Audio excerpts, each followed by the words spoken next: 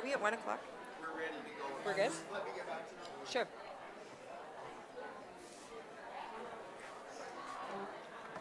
So this is the clip right here. So when it's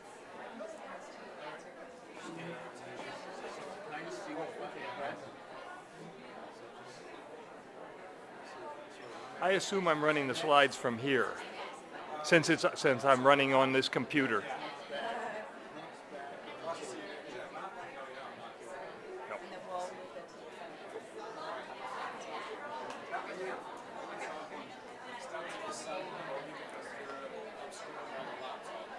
Oh. And so I'll do the same. That's where I'm going to stand. He told me not to move around a lot. I'm not going to. And he said, "Yeah, I'll be a blur on the video." Make for a really interesting video. Yeah, of course. No one will know who I am. Okay, if I can just call this session to order again, if everybody doesn't mind taking their seats, we'll get going. I'd like to start by introducing our next speaker. It's Dr. Gary Faulkner. Dr. Faulkner is currently the Director of Rehabilitation Research and Technology Development at the Glenrose Rehabilitation Hospital. He holds a PhD in mechanical engineering and was formerly on faculty at the University of Alberta. He has worked extensively in the area of bioengineering applied to head and neck reconstruction. Join me in welcoming Dr. Faulkner. Well, thank you very much. And I'm hoping you can hear me from here. Okay. As was announced, I'm from the Glenrose Hospital, so I want to put a plug in to stop by and see our people at the booth from the ICANN Center, which is a facility we have for assistive technologies at the Glenrose. And I think they do real good work, and I hope you get a chance to talk to the ladies that are there. Well, the Glenrose Hospital has a simple mission. Our mission is to build abilities for life. And in fact, we've trademarked that. We're so proud of it and want to keep it as our own. What we think of when we think of technology is this phrase. And it's not ours, but it really, I think, says a lot. It says that for ordinary people, technology usually helps them do things, kind of like doing the dishes. But for people that have a certain amount or a degree of disability, sometimes technology makes things possible. And so that's what we're in the business of, trying to make things possible.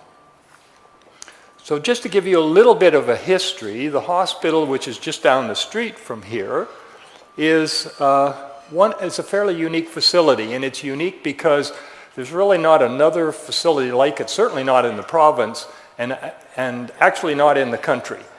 We serve clientele that are from cradle to grave, and we have 200 and some odd beds. We are a teaching hospital, and we also have associated with that a research group, and that's what I'm part of, is this research and technology development group. As I say, our patients come from all over. There's about 244 inpatient beds, but I think really one of our major strengths is our outpatient programs, and we see approximately 20,000 outpatient cases a year. Length of stay, people come to, and our inpatients is about 40 days. So our whole business is built up on what we call neuroplasticity.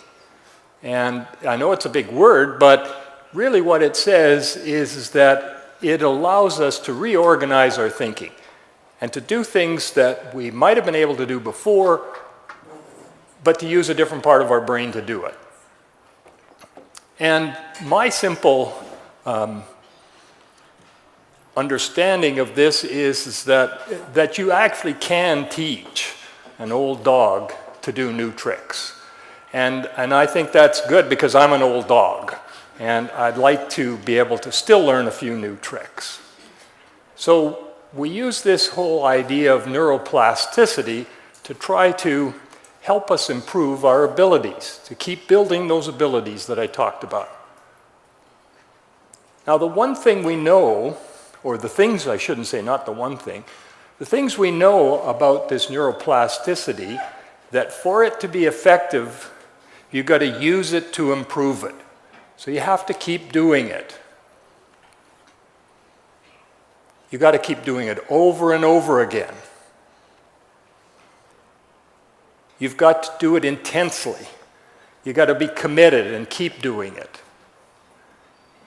And it takes some time, and sometimes it doesn't seem as though we're progressing, but it does if we give it enough time. It's got to matter to us. And unfortunately, age does matter, but it's not as limiting a factor as we would think. So if you think of these things that we're trying to do as we remold your thinking processes, what we are then going to try to do is use technologies to do this. And so if we're going to use technologies, we want to make technologies that are going to engage our clients, that are going to allow them to be intense in what they do, and to do it over and over until they just get better at it. So that's the whole idea, and that's what our business is built on.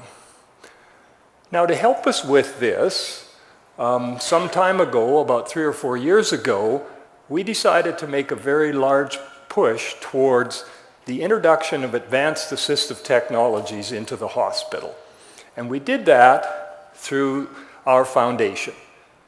And the Glen Rose Foundation put up a bunch of money, repurposed an area of the hospital, and the whole idea was to try out new technologies, to look at ways that we could innovate and do things better. The Building Trades of Alberta also were a very large sponsor of that particular endeavor. And so this is what they did. They repurposed an area of the hospital where we could try things, where we could think of new ideas and new techniques to try to improve those abilities. And also to find out if we could then move those specialized and new technologies into our clinical practice so that people could get the effect of these. Several zones, and that's what the area of the hospital looks like. And I'll give you some examples of some of the ideas that we were put forward. And I want to use these examples because I think they show where the future is going in terms of personal devices. So even though we have some technologies that we're using to help people develop and to rehabilitate in the hospital, we're also thinking about, well, can these be moved out, something they could take home with them or to work? So this is a Locomat, which is located in the Courage Center, as we call it. And what it is really just a treadmill that helps by supporting the body. So you can see a body-supported treadmill. And then associated with it, it has some legs. So you can see these legs, and I had hard for me to. But you can see the legs over there. And those legs are robots. And they help that person walk. And we can adjust how much we help them or how little we help them. We can even make it harder for them to walk. So what this allows a person to do is to continue to build their ability to walk. Now, that's a nice thing, and it's in the hospital. I'd like to show you something later that shows where we could, in fact, be going in terms of personal device. The other device that we like to showcase is our so-called Karen system, our computer-assisted rehab environment. What this is very simply has a platform here that can move, twist and turn and go up and down, and has a treadmill in it. And then it has a virtual reality surround system on it that allows you to be immersed in whatever that environment is we would like to put you in. And this can be used for not just physical and occupational therapy, but also for cognitive training, so that people that have suffered any kind of stress may be able to use this to rehabilitate. PTSD, for example. And this just shows you an example of, and if you see that platform, it isn't exactly flat there, is it? And here's a path, and so as you walk down this path, the platform makes you go up and down, puts you on a side hill, anything you'd like that. And it's a wonderful thing because, again, if we think of neuroplasticity, it really engages you. You've really got to walk down that path, and you've got to understand where you're going.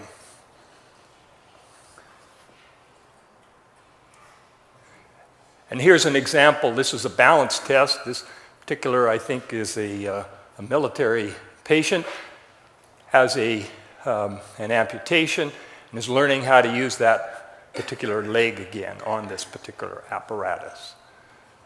Again, this fellow wants to get back to work, wants to get back into the military and do what he was doing previously.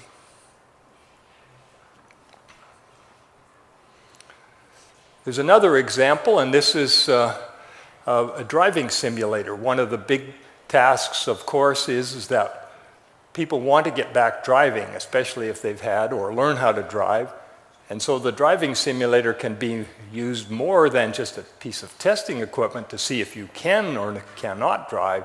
It can also be used as therapy. So in fact, you can put different scenarios in front of the individual. You can add snow or rain. You can do all kinds of things. Have people jump out from the side. And it's much easier than trying this on the road. So those are some of the technologies that we have in-house. There are other technologies that are being developed which are, I think, are the types that will be able to move into the home. And this is a particular one, and I show it diagrammatically here. We have two of these particular units. This is called a rejoice system. And what it is it's a system that allows you to fine-tune both fine and more gross motor skills for the upper extremities. And so what it does is that with that joystick, it can mimic all of the kind of activities that you might be using your hands for. Turning, pulling, reaching, even pulling out a key. All of those activities can be mimicked. And the system is built so that, in fact, you can monitor yourself, or you can be monitored by a therapist that's back at the hospital while you're doing this at home. So the whole idea is now to take that therapy home with you and to continue to improve after you've left our facility. Incidentally, this particular device was built at the University of Alberta, and so it's a homegrown local product. The other one, and I'll mention very briefly, and the ladies that follow me will talk more about this idea. One of the other emphases that we have in the hospital is trying to get people to live more independently with as much assistance or as little assistance as possible. And so we do have a suite in the hospital that we can use for this purposes. And the two ladies that will follow me will talk about the use of this kind of a facility to actually add technology and to make it much more livable. And I'm going to give you an example of that. If I look at the whole idea of being able to live in a facility like this or work in a facility like this, one of the things that we may want to do is to understand the movements of people that are in this facility, but they don't want to be on camera. They don't want to be. And so, in fact, this is a split image. On the top of this, what we're seeing is an avatar of the person that's actually in the bottom image.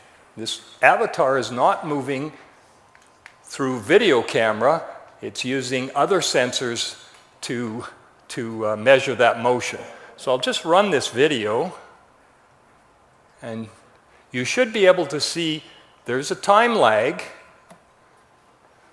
between the bottom of the image where the lady is coming in, moving, and you can see her moving on the upper as well in the avatar. Now she moves. It takes a little while for the avatar to catch up, much like me. I'm behind, usually.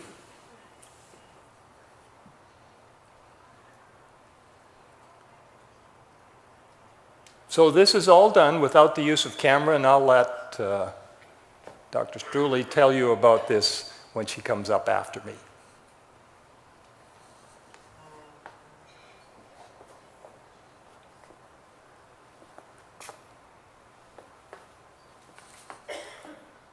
Good.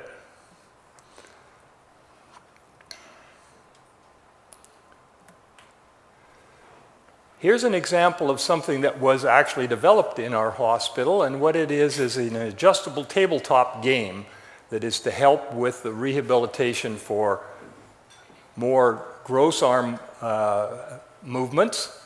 It was developed and it's completely adjustable so that it can move to different heights and different tilt in different directions. The games were built by some of our students that we collaborate with from NATE, and the whole thing was put together as a system. So it's a tabletop rehab device. The hope is that something like this, which is just an addition to a regular TV, could be made available to people in their homes. Now, I said a little bit earlier, I talked to you about the Lokomat. The Lokomat is one of those devices that has those robots that help you move your legs. But wouldn't it be nice if we could take one of those home with us? Well, that's where the exoskeleton is going, and I'll just again show this video. And I think there's sound with it, so I'll shut up and you can probably hear what it says.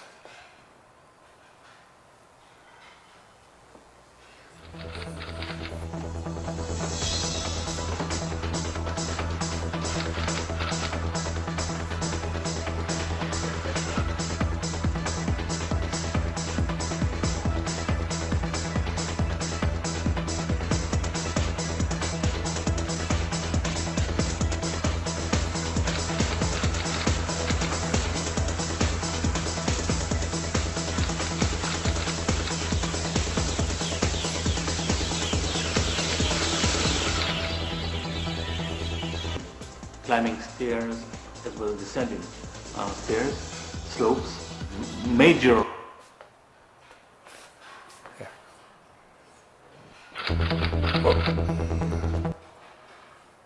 So you can see there's the possibility. So now we have exoskeletons that are being developed that can in fact go with the person. This company is developed two models, one that's being used in therapeutic hospitals like ours, and another one that's being sold to take home with you. And the price of these is coming down considerably, so that now we are providing this ability to move around without, or much freer than you could previously. Okay.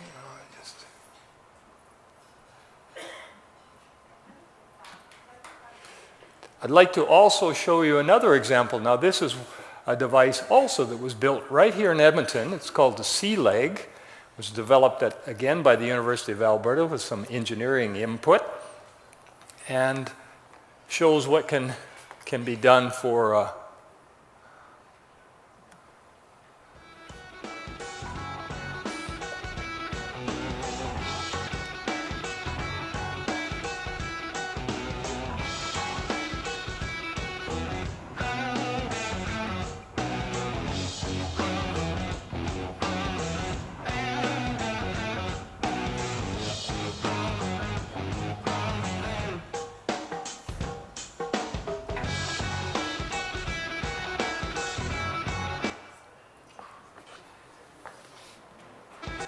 whoop.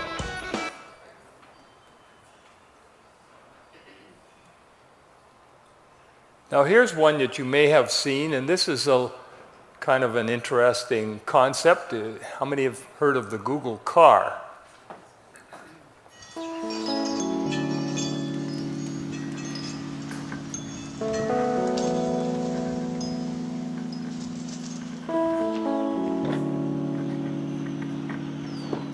Good morning, Steve. Hey, Nathaniel, how are you? Doing just great.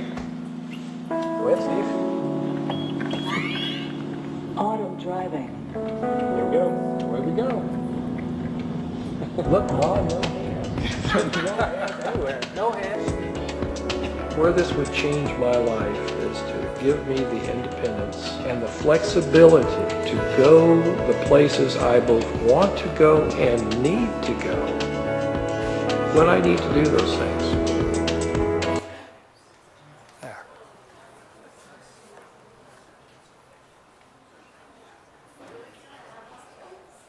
Yeah, I need one of those, so especially when I'm going home at night and I'm just on overdrive or on autopilot, right?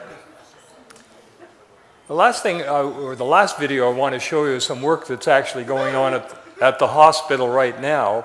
And what this is what we call targeted muscle reinnervation.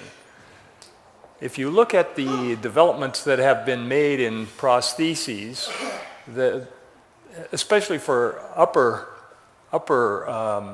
limbs, they haven't been very much. If you go back 40 or 50 years, they haven't really changed a lot. And the real reason is that there is no way to control them well. So what this system is doing is actually taking the muscles or the nerves that were feeding those muscles and actually using those to power what's going on within.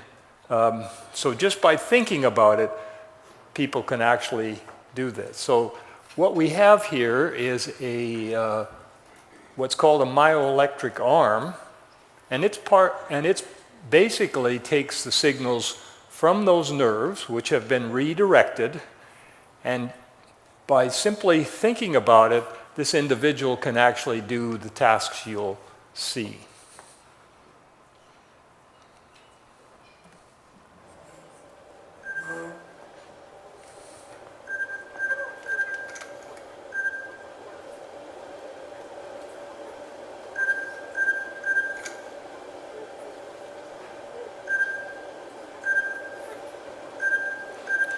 In the next phase of this, what will happen is there will actually be tactile sensors, and those sensors will send feedback to the person, so the person will actually be able to sense how much they are gripping or how little they are gripping the particular object.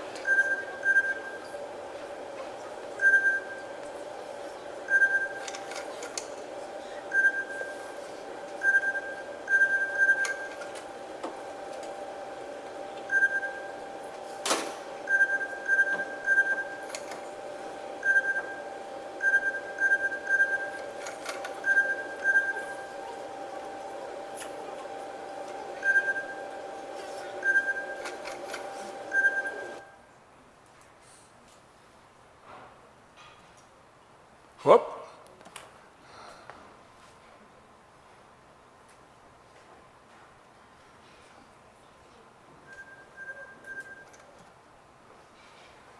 So just to summarize, what I've tried to show you some simple examples of are some what I would call advanced assistive technologies.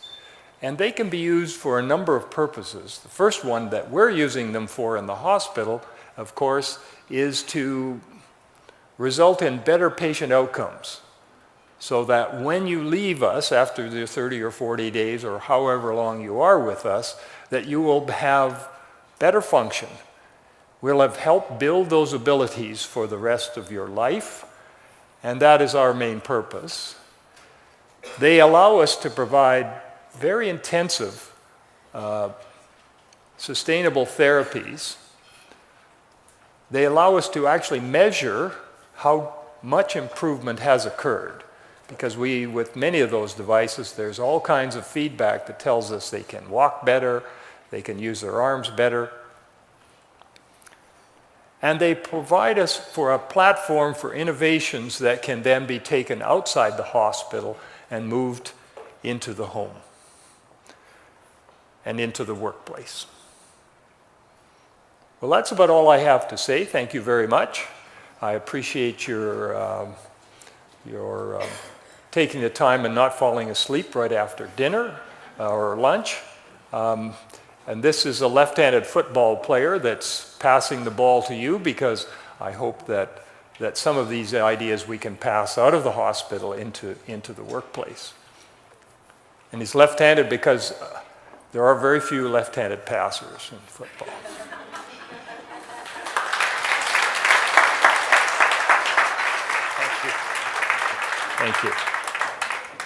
Thank you. Thank you, Dr. Faulkner. He's going to stay around and we'll have some questions and answers after we go through all three speakers. But the next two speakers are Dr. Lily Liu, who's chair and professor of the Department of Occupational Therapy, University of Alberta. And Dr. Liu is a professor and chair, as I mentioned, and her research examines the application and uptake of technologies for rehabilitation and some home health assessment and interventions. She's the academic co-lead with Dr. Strulia for the Healthcare Aids and Technology Project, as well as the Smart Condo. And the second speaker is Dr. Eleni Strulia, who's professor and NSERC AITF Industrial Research Chair, Department of Computer Science at the University of Alberta.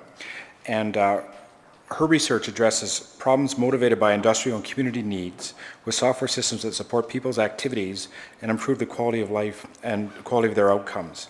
And as mentioned, she's working on the Smart Condo project with Dr. Liu. So I'll pass that over to can we just share the mic? well, this mic as well. Oh, okay. So you'll have your Yes. slides are up. Okay, thank you. We can use both mics. Good afternoon. Do I have? My ear is a lot smaller than this device. Oh, I see. Okay. I see. Okay, good. Thank you. Yeah, thank you.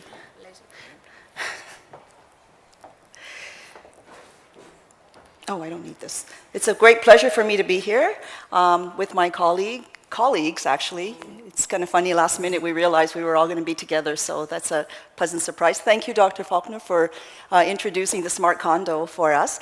So as was mentioned in the introduction, I'm one of the co-leads of the Smart Condo project, which is essentially not just a physical space or a living lab, but it's actually an ecosystem. We'll explain to you as we go through this presentation, because it is very much situated in the environment, very much about community care, and very much about engaging the formal as well as the informal care providers for the clients that we serve. And beside me here is Dr. Eleni Strulia, who is the other co-lead. I'm an occupational therapist by training, and Eleni Strulia is in the Faculty of Science in the Department of Computing Science, and we'll demonstrate to you how health and science can form a magical partnership. Whoops. Oh, that was in control? Okay. No, it's not.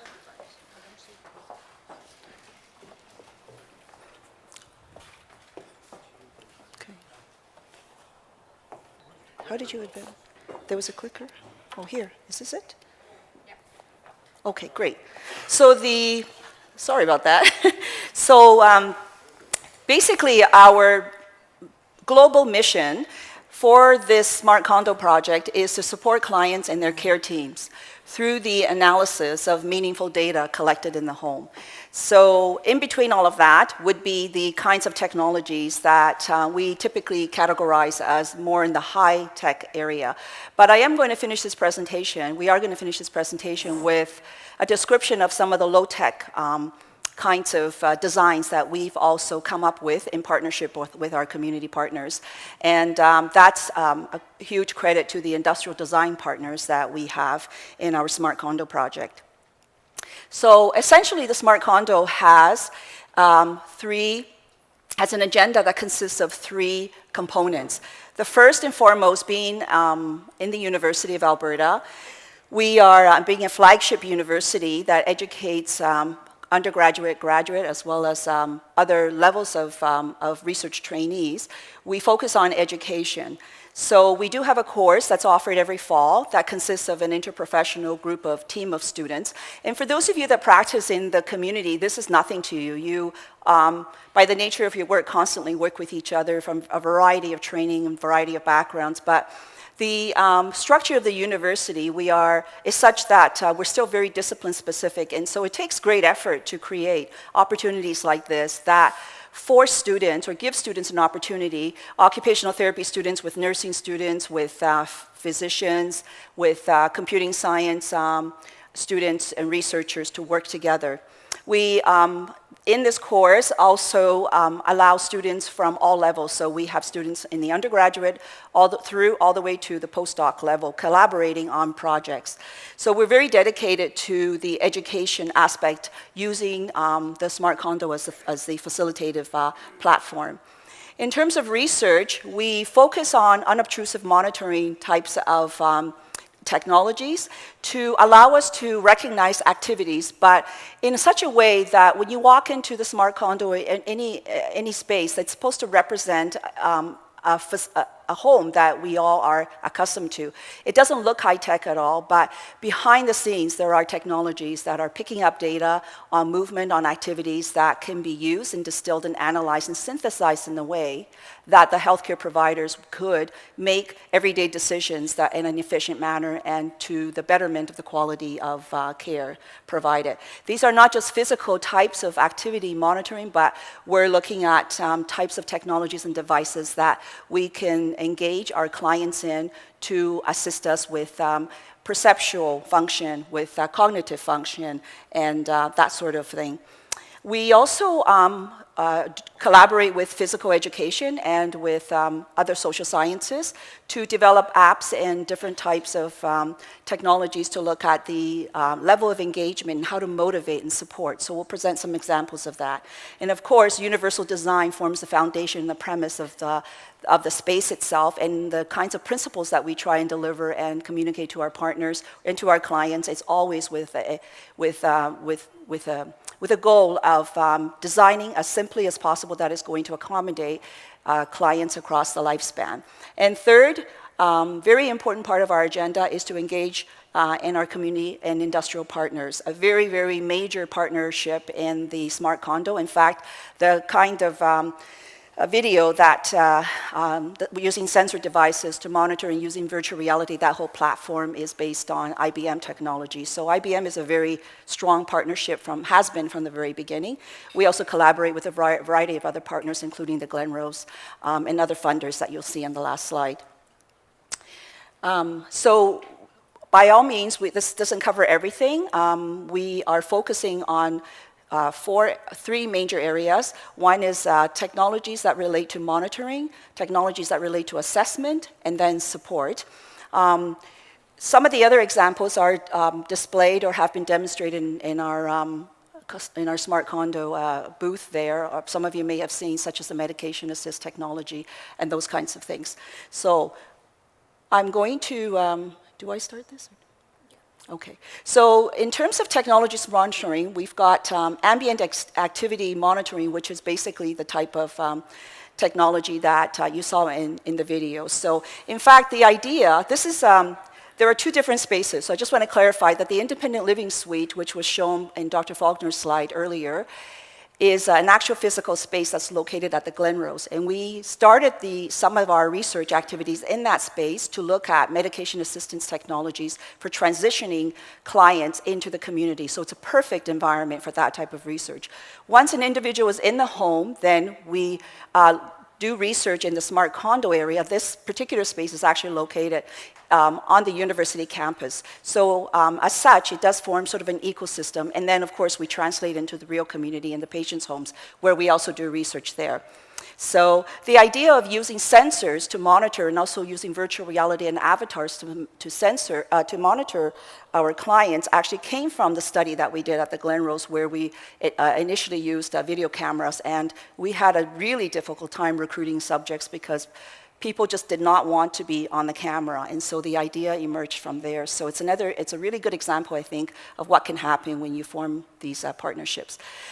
This slide is just to demonstrate to you, I know it's a kind of techie, but that there is an architecture behind the scenes. There are actually other platforms as well that we're working with, and as I mentioned, this is very much supported by IBM. In terms of the kinds of data, earlier I had talked about gathering meaningful data so that you as health professionals or your own staff can make sense of that data. You can imagine the amount of data that comes in that have to be synthesized. So we work with healthcare providers to identify what are the key metrics that are important for decision making. And we've understood that, for example, the position, the location, the duration, the movement, and none of this data is going to be meaningful to someone just looking at the data. So it's not there to replace any of the professionals that are providing services, because what may seem like really excellent improvement in one particular client, the data may manifest itself in exactly the same way as in another client where it's showing deterioration. And a good example would be if you see data demonstrating a client standing at the kitchen sink or at the kitchen counter for an extended period of time. And over a period of a week, this duration has actually increased. Well, for someone who recently has just developed an injury to a limb, for example, and is trying to recuperate and trying to regain strength, that's actually a good indication. It's demonstrating to the healthcare provider and to the client there's data to indicate that there is improvement in terms of standing duration, for example, or strength of the lower limbs. However, if you're dealing with someone, a client who has issues with perseveration and or depression, perhaps spending an extended period of time in one location is demonstrating that, in fact, the individual is emotionally deteriorating, but perhaps hasn't been taking medication or some other symptom is manifesting. So the data in and of itself is meaningless without the involvement of the health professional and their expertise. We can use data to tell us about not just physical activity, but the functional activities, so activities of daily living. We can compare these levels over time as well. So these are the types of graphs that we can generate to provide meaningful information for providers. So Eleni is going to talk about the next couple of examples related to monitoring as well. Do you want to take that? So following in the same thing. You can use this.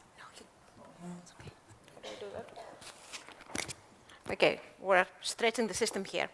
So we got it. We're good. We're good, right?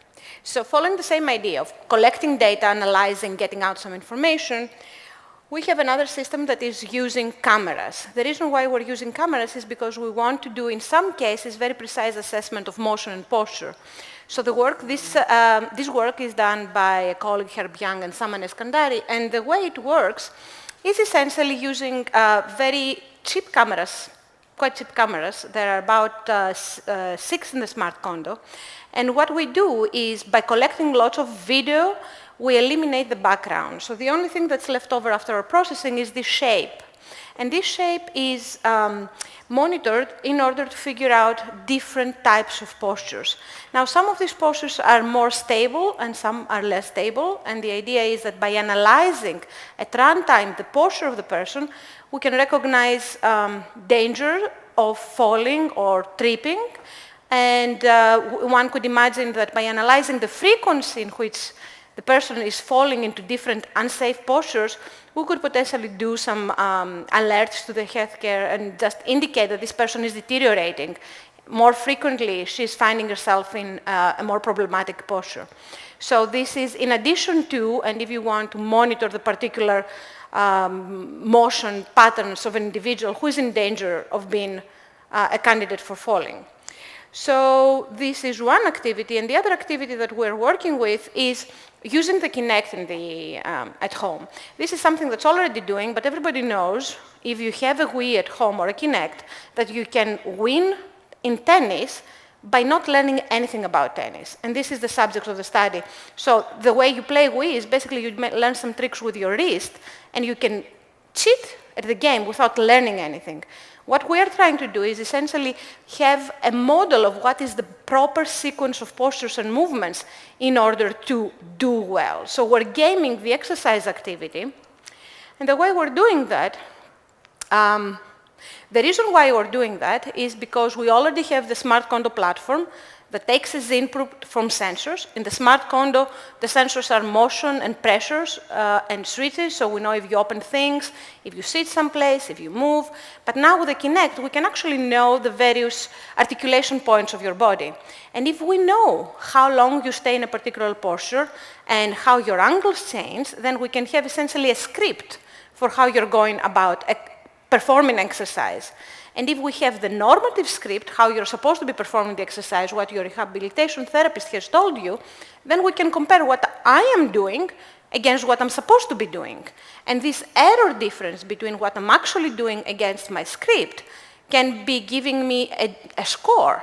And that score is driving the response of the system to actually give me feedback on what I'm doing right or wrong. So actually, I was talking at the wrong video, the wrong slide, but this is essentially what we're going for. We're going for different people exercising at the same time such that they have motivation to do so because they're in a peer group and they can encourage each other. They live in their own spaces, so they're distributed, but in the virtual world they are together, and for every one of them, the feedback is particular to their particular rehabilitation regimen. And this all looks similar to things like Wii and Kinect that we already used to, but we just need to properly instrument it with rehabilitation information. So we have already built the first platform of that, and we are at this phase where essentially we're writing a grammar to describe the proper posture of the yellow avatar. The yellow avatar is me performing actions, and you can see that the proper position of my body might be the one to the right, if I can translate properly, but I'm actually doing something to the left, and the system can actually tell me something along the line, stretch your appropriate arm. I cannot do left and right at this point in time. Another thing that we could do, another application that we're considering, is synchronized movement. So this example is, an example that we're trying to do is basically teach people how to do CPR, because there are some rules on how one person breathes and how the other person controls the compressions, and the rhythm has to be standard. So if there is a rhythm falling down, we want to encourage people to do the right thing. So you can imagine having, not only you can have a model for one single activity, but multiple coordinated activities, and this is how we can basically train people to do the right thing. And I think that's my cue to pass it on to Lily, and now the handoff will be much smoother, we promise.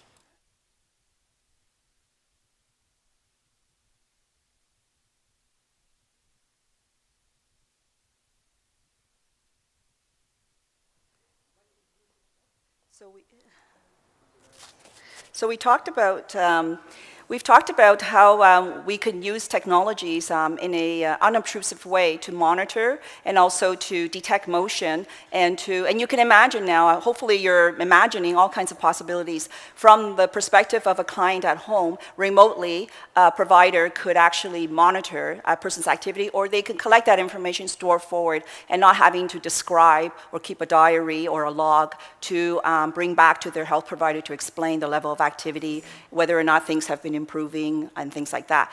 In the area of assessment, there's lots that we do in the work that all of you do in the audience that are very that are pencil-based, paper-based, and probably if you're not involved in some form of an electronic or personal health record, then it's starting to happen. It's emerging, and that means there's a lot more opportunity for data to be grouped together and to be able to share it in a much more effective way. So one of the things that we've been doing recently, actually two occupational therapy students with PhD, Victor was here, he may have left, with computing science students have developed an ability to be able to administer unilateral spatial neglect assessments. So what is this? Well, currently what we do is when a client comes into a rehab clinic, and this is done in collaboration with the Glenrose, as a matter of fact, the clinicians and the clients that have been involved come from the Glenrose, and that's where we collected the data. So typically what happens with an individual who's had a stroke or who's had in some head injuries is one possibility or one condition that could result is neglect of the left visual field or the left side of the body. And so that, you can imagine, results in lots of functional kinds of issues from activities daily living. And so at the very initial stages, there's lots of standardized assessments, typically paper pencil based. They're limited, and so there are lots of, I guess, issues with these kinds of assessments. It's that the standardized versions are very limited. They're very specific to, they're standardized for particular populations. So the cancellation age, for example, requires clients to cancel all of the H's that are spread out on a piece of paper. And you can assess the degree or the intensity of the impairment by how many of these H's they've neglected. Well, you can imagine if English is a second language for many of our clients, that character may not be as meaningful to them. And so the idea of providing client-centered assessments that are standardized, as well as providing equivalent versions that allow clients to use them at home to practice, for example, are out of the question when it comes to paper pencil. They're pretty intensive. So, okay.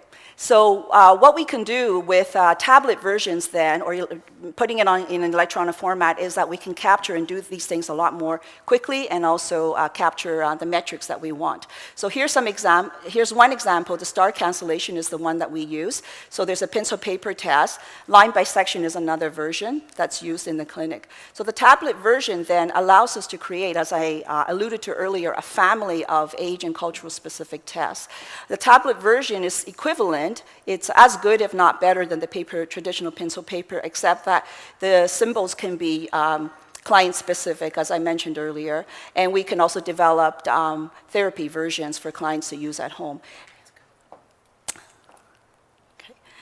The collected metrics that I alluded to then could be, right now clinicians have to track, they actually have to perform the test as well, and then they can keep a record, mirror, I guess, what the client does and keep a record. Right now it doesn't have to be done that way. The tablet can collect that data for them. It automatically times, and it can collect a whole bunch of other metrics that we originally could not collect. So what we're working on now is incorporating that with, for example, ways to motivate. So they do exist, of course, children as well who've had strokes and experience this kind of condition. So are there ways that we can make this into a game-like type of an assessment and maybe have Pokemon instead of H's or stars for them to cancel?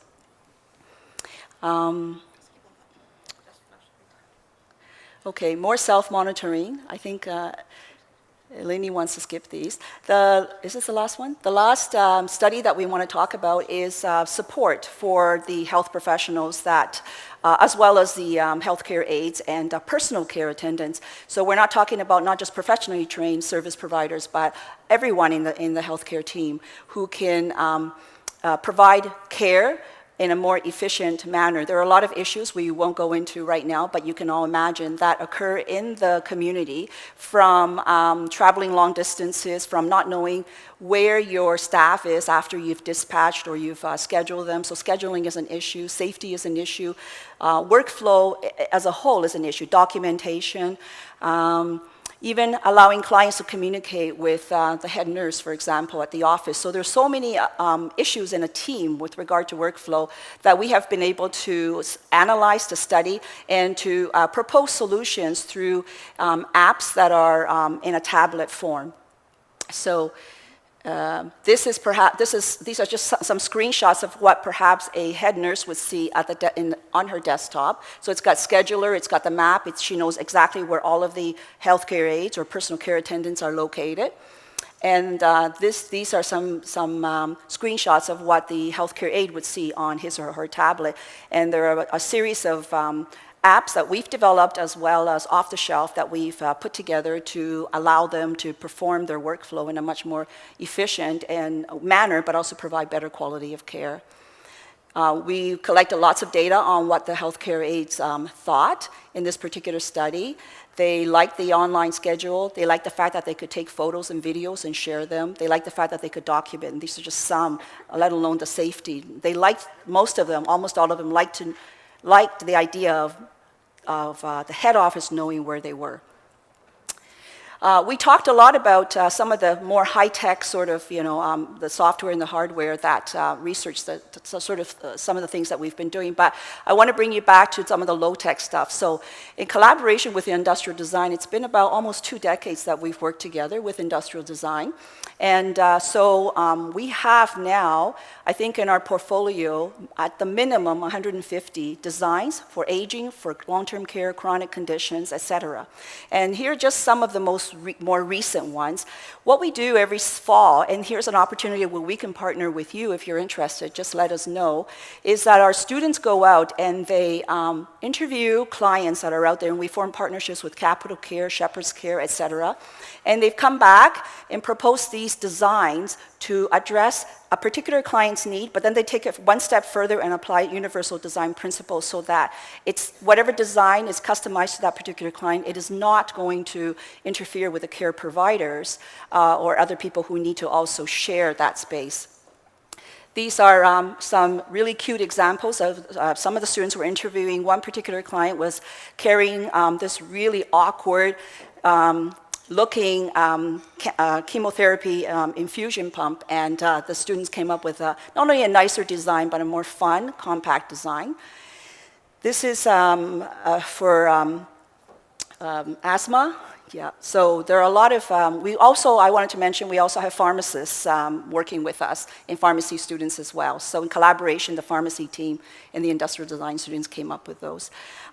This chair has been an award-winning design to replace the jerry chairs in the dining room. So it's got this very interesting mechanism where if you put your palms on the arms of the chair, it activates a braking mechanism. So it's on wheels, it's easy to wheel in front of a chair, but when they put on the brakes, it stops and you can get out easily, and let alone all the other features, including fabric, etc.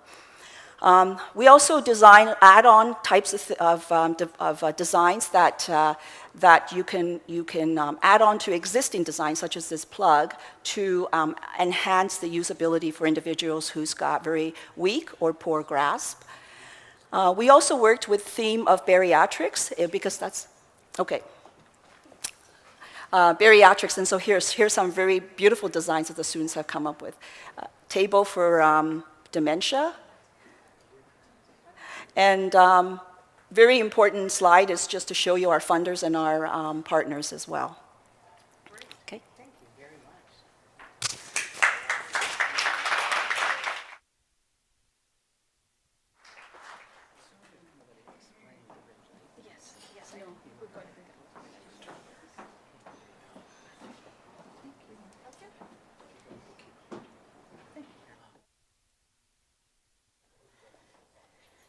Thank you very much. And we'll have questions at the end for all 3 groups, all 3 speakers. So please, if you have questions, write them down, and so you don't forget them. Our next speaker is, I know, I'm sorry, I've come up here with without any of my notes. So I remember you're Eric. Yeah, I can introduce myself. Can you? And save you the trouble. I had such nice words for you, though. Okay, so Go ahead. one thing though, if they're going to move the computer closer so I can see the PowerPoint. Oh yes. Right. And I'll need the clicker. But while they're doing that, my name's Eric Mollendijk, and I'm representing the Tetra Society. And thanks for the opportunity. And I'm just happy to say that I'm not a plant, and I actually do have a presentation here, because I'm sure everybody in the room and on the webcast was wondering, is this guy actually going to say something? So I am actually thankful to have the opportunity to do that. Yeah.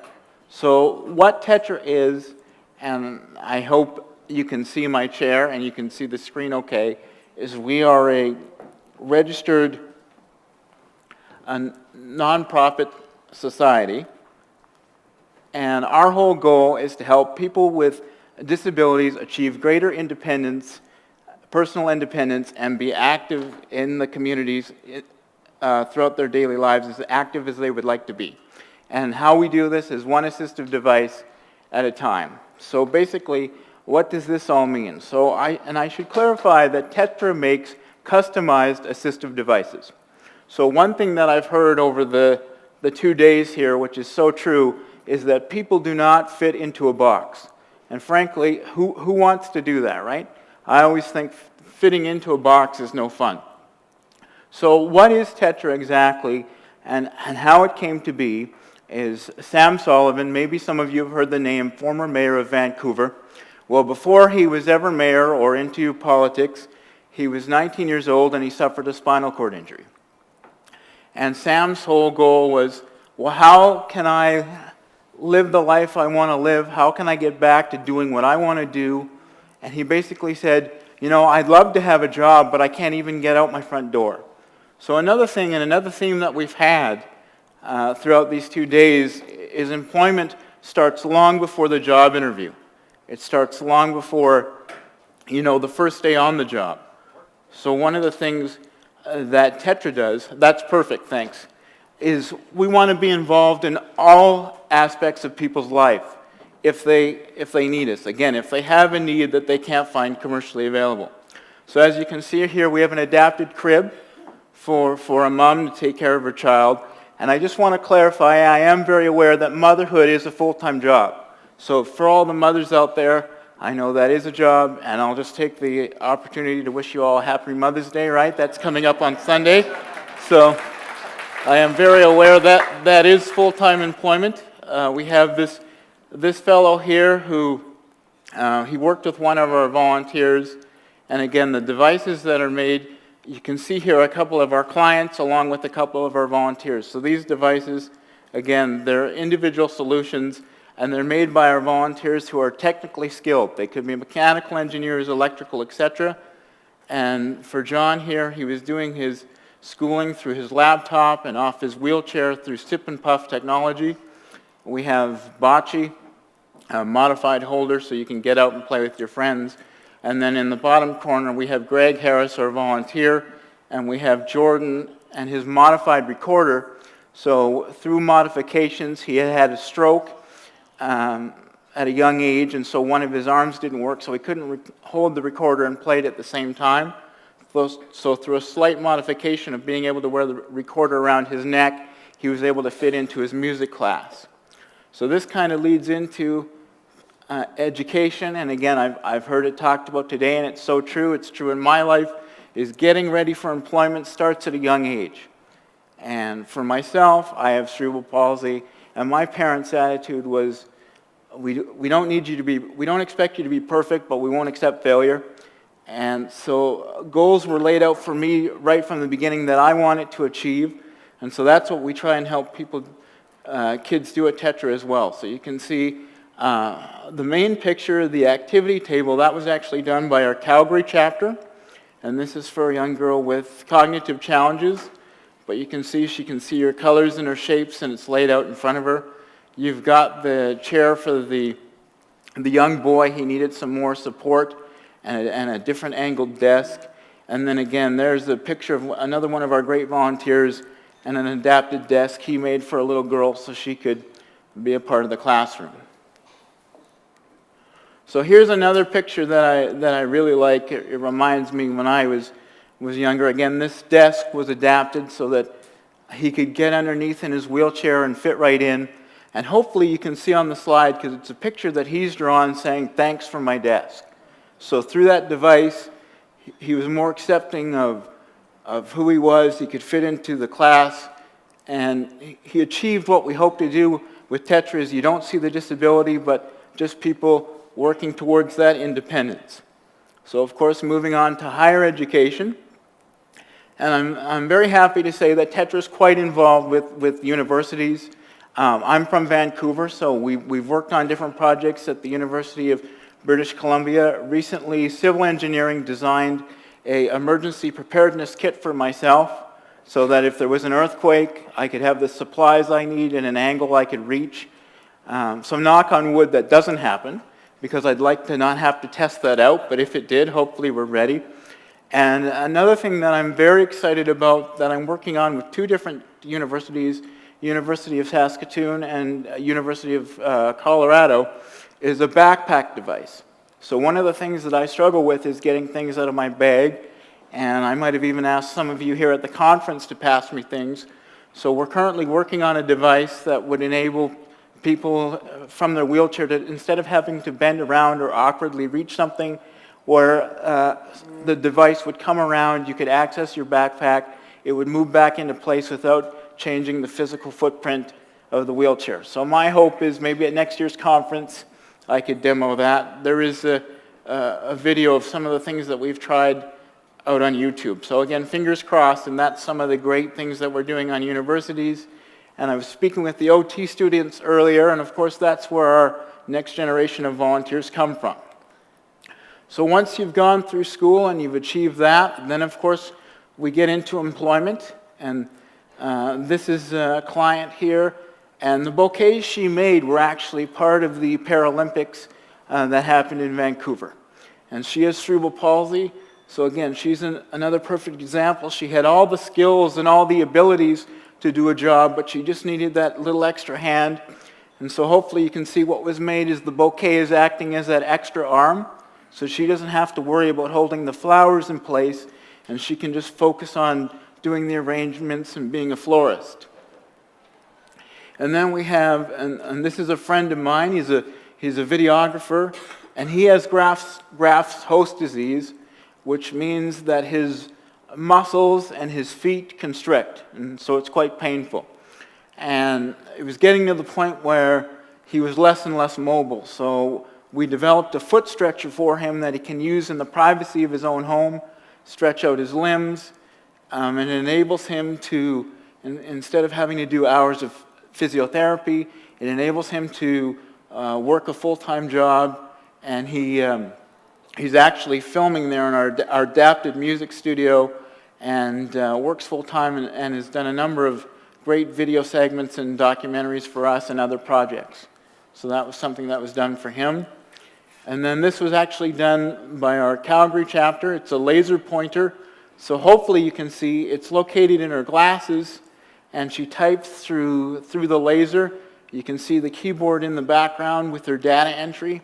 So the other thing we try to do too is keep the devices discreet.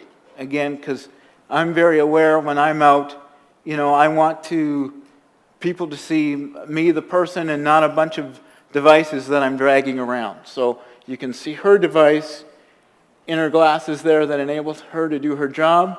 Here's another example, a magnifier so she can read her documents and then do her data entry, so it's over at her desk.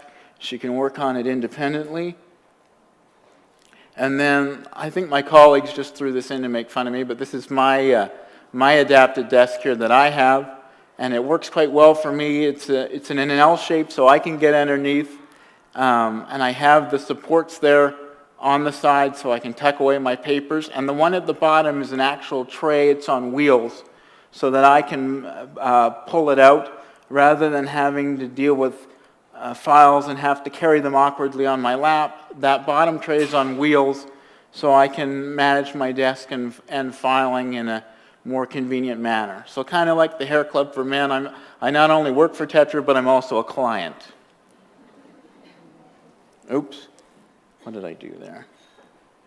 Okay, so and then here is, and we've also moved into, of course, great desks at home for those who are working, contributing to their communities, but maybe not in the traditional office setting.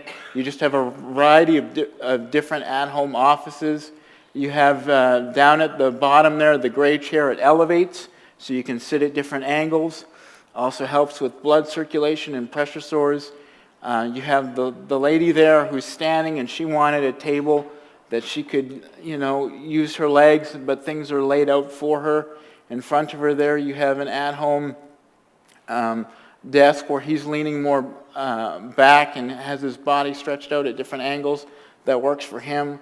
or desks that we've done that are raised. So again, you can get your chair underneath it, all with the hopes of promoting independence and being employable and contributing and using the skills. And here's another one too, where again, he's working from home, but he needs to be in a reclined position because that's what's comfortable for him.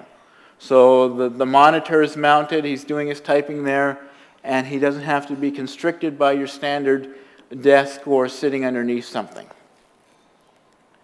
And then this one, the hooks on the side, it's not a Halloween costume. It might look a little scary, but it actually was for a paramedic.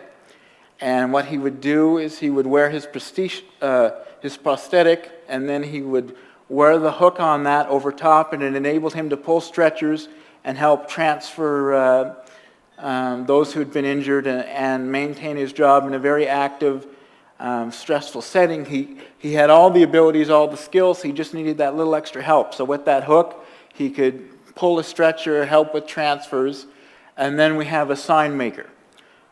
So you've seen a little bit of kind of the higher tech stuff, and as well as the other speakers mentioned kind of the low tech. So she needed a bigger handle so she could snap that on independently. And then what we have here is Tetra lights, and it was modeled to help people going to and from work at different hours to be seen by motorists. And the bottom square is them being developed in our workshop by our volunteers. Now this was our first edition, and this is the newest edition here on my chair that I've demoed. So this is one that we've just come out with.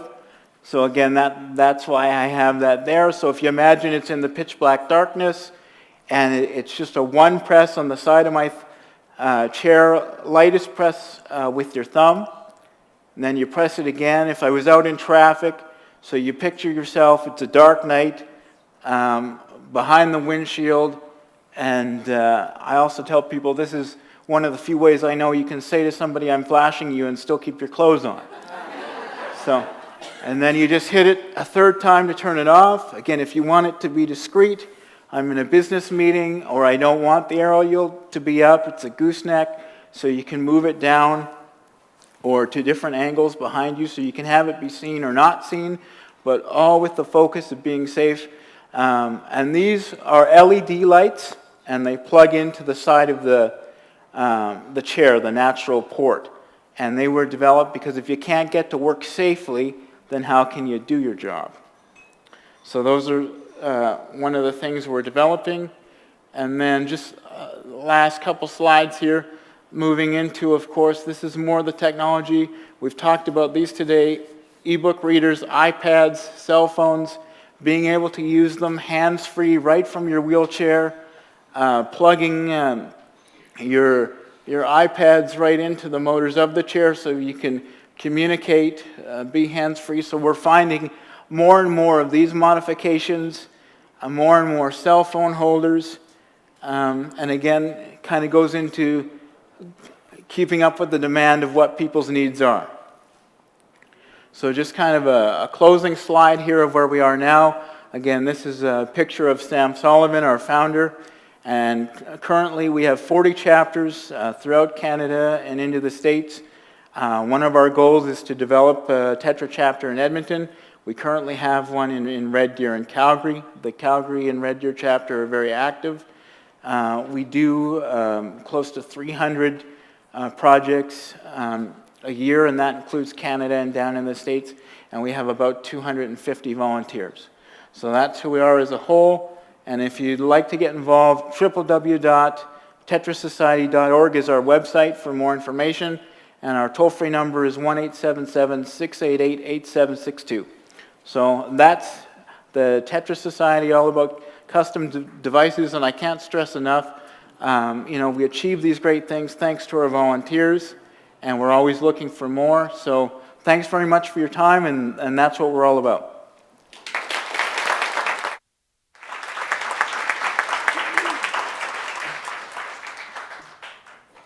Wow. Just a minute so I don't make a big noise there. Get myself back into the groove here. Jerry, I'll give you that.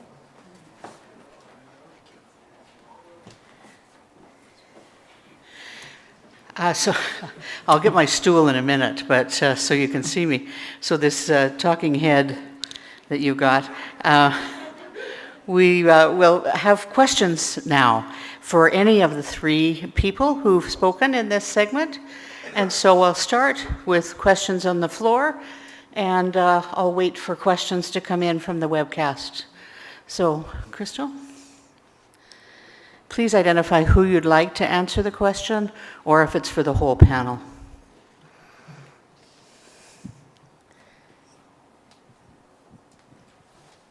Dr. Faulkner? I'd like to know, where can I get a Google car? I don't think Google's selling them yet, but I think the idea with a Google car, of course, is that you can't imagine, just yet at least, a highway filled with cars that nobody's driving.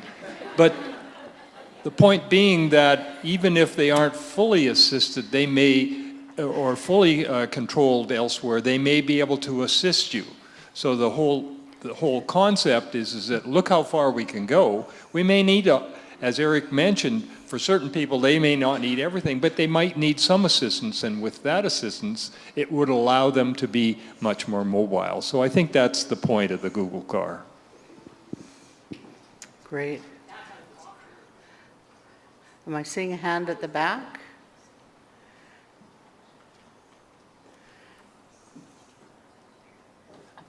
They've got their ear. Do you want another one?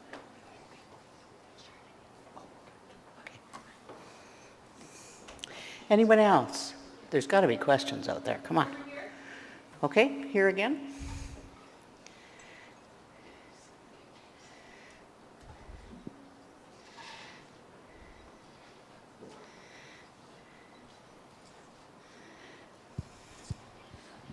I think my question is directed to the individuals working at the Glenrose. I'm just wondering what types of technologies you might have for individuals who are deaf and blind.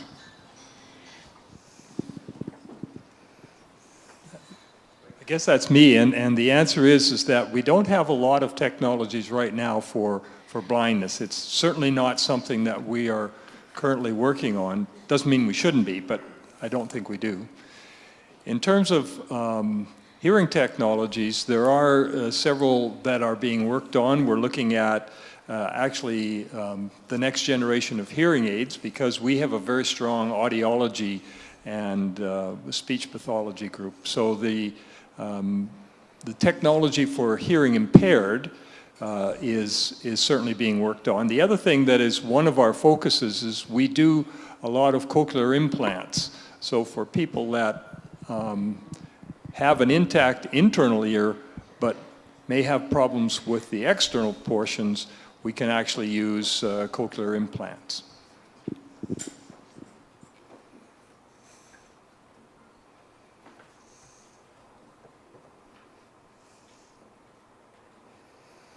People from the webcast, please send in your questions or your comments for these three intriguing presentations. Over here? We need the mic to get to you.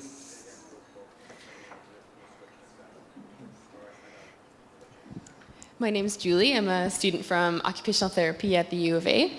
I'm just wondering about, in terms of some of the technologies at the Courage Center, if they're looking, or if there's much literature about transference of these, like the treadmill, into like real life situations. I know at the Courage Center they're developing possibly a simulated bus, like for stopping and starting for maybe people with stroke who have balance problems. If they're looking into transference of those, I'm not sure.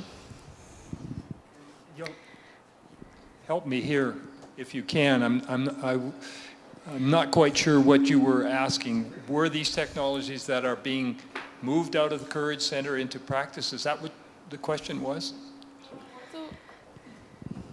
More so, I guess how it transfers into the actual activities as compared to the simulated activities. If there's research around that, do you know what I mean? I do. I think I understand what you're asking, and that's really, even though you may be able to simulate it, what happens when you try it in real?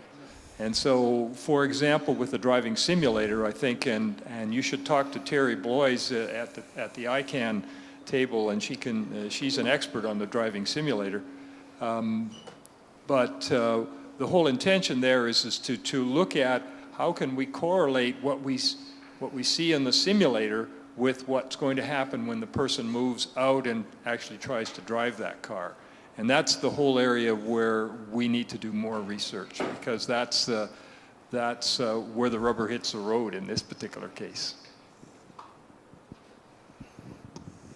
Hi, my question has to do with the retrainer that you had for the muscles with the fellow with the amputations, moving the balls across. I'm wondering if that technology could be used beyond amputations to diabetics who don't have proper feeling in their feet and people with peripheral vascular disease. Could that same technology be used to help them continue to function much better? I think the answer is certainly yes. There is technology that is being developed within shoes now for people who have experienced what I'd call reduced sensitivity in the feet, which is of course a very common condition for diabetics. And so that technology is being developed where it is actually fed back to the person and will allow them to have better balance, yes. So I think the answer is certainly yes. Great. I have some questions from the webcast here, so I'll take them and then come back to the floor. Eric, as far as battery-powered wheelchairs or scooters, is there anything in development on long-lasting battery power or solar-driven chairs? Well, as far as what we're doing as a society, not per se are we developing batteries as of yet as a focus. I agree, the longer lasting battery the better. Now what I can tell you about the Tetralites, which is battery related, is we've made sure it only uses a small percentage of the battery. When you plug it in, you're using the same port that's on the chair, so that's a very mild percentage, and we're working on trying to develop battery packs so you could use them on manual chairs or crutches. As far as long-lasting or solar-powered, that might be a project that we work on kind of down the road, because as I explain to people, if you have a battery problem in your power chair, then you're like a 300-pound paperweight, and who wants that? So it's definitely something that I would like to see developed, and who knows, that could be a next step. Lily, I'm sorry, I don't know if other panel members might be able to speak to that as well. Lily or Gary, do you know about long-lasting batteries? I don't. It's been a while since is this on? No, it's on. Okay, yeah. It's been a while since I've worked with electric powered wheelchair, so I don't know. But I do have a comment about the question that the OT student asked. Oh, great. Sure, please, please. Yeah? Okay. So that was a really good question in recent conversations and just research project planning. She can't hear her? Is her... I'll use this one then. Just in recent conversations with researchers at the Glenrose with regard to driving simulators, it is still contentious as to what it can predict, basically. And I think essentially the general acceptable sort of conclusion is that nothing replaces the on-the-road driving. And that there are a lot of conditions. It's really multifactorial, multifaceted approach. One thing I can say about, I think, the potential of using driving simulators is perhaps for those individuals who have an emotional or a fear of getting back into the car, perhaps after a driving accident. I can see that level of simulation sort of being used in the same way that we use simulations for addressing phobias, for example. But in terms of actual prediction of how someone performs on the road, I think all of that needs to, you just can't replace it. And I think that's generally what is accepted. Uh-huh. Thank you very much. Another question then is, well, it's a comment really, but I'll ask the panelists if they're aware of anything. Wouldn't it be nice to develop software that would interpret sign into spoken language? Are any of you aware of anything? Something that comes to mind is something related to the Kinect. There are coming more, there's a new breed of devices that is more finer grained than Kinect. The Kinect has very few articulation points for the whole body, but if you had something more sensitive that could actually pick up fine-grained movements of hands and the position around the face, then it is eminently doable to parse the image and recognize the positions and the shapes that would mean the words. And that is actually very straightforward to imagine, assuming these new devices that are better than the Kinect come up. Oh, super. Yeah. Neat. Anyone else aware of anything along this line? No? And the final question from the website, or at least in this set, won't most of this technology be cost prohibitive for PDD clientele? So the cost side of the equation. Anybody want to speak to that? We have a philosophy, and that's foremost on our mind as well in all the work that we do. So we do have we have driving philosophies and principles of practice in the work that we do at the university. It has to be affordable. And so the sensors we use are very affordable. In fact, over the last 2 or 3 years, since we've been working on the on various kinds of projects in the smart condo, the cost of technology has come down in price, in fact. And so we may even apply for funding and then come back and realize that we actually don't need. The tablet research, for example, when we first started, we needed a substantial amount of money to purchase those. And now for just a fraction of that, we can purchase better technology. So another aspect to the cost is the software development. We're trying to make things general, so the cost of the first application is actually much higher than the cost of the second application. If we have the Kinect technology developing the second instance of the family of recognizing postures and recognizing what every position is, will be much lower than the first. So there are economies of scale on all dimensions, both in terms of the hardware, in terms of the software progress that we're making, and in terms of actually the more you deploy, the more you produce, the more massively you produce the various artifacts involved, everything becomes cheaper. So I think the cost will be much less of a problem as we go forward. Great. Aaron? I'll just speak to our Tetra devices. We're a registered nonprofit organization, and a lot of our clients are on benefits, so we're very aware of that. I mean, our whole focus is to make people's lives easier and better. So the last thing we want to do is stress you out with costs. As I mentioned, the guys making the devices are volunteering their time, so they're not charging labor. What we would ask is if you could afford it, maybe just cover part of their mileage or the raw materials to make the device. But again, these guys love the challenge. They love coming up with stuff that meets people's needs. And the last things our volunteers want to do is put somebody in a financial hardship. So our focus is that the device works, and if there is any cost, we would definitely do what we could to work that out with the client, whether we covered it ourselves or worked out an affordable payment plan. What we're focused on is coming up with new ways to help people with independence, and we don't want the cost to be a stress for that. Great, thank you. Here. All right, back to the room. There was a question over here. Sandra, do you still have your question? Okay. Anywhere else? I have a question over here, and first of all, just a thank you to the panelists for being able to help us dream and vision forward and to consider ways that both high and low-tech technology can be used to support people in the community. I'm just wondering for the panelists if they could just say a few words about how they see these kinds of technologies being able to support people with various disabilities in their employment, in their living, and in their playing. And maybe Dr. Liu, if you wouldn't mind starting.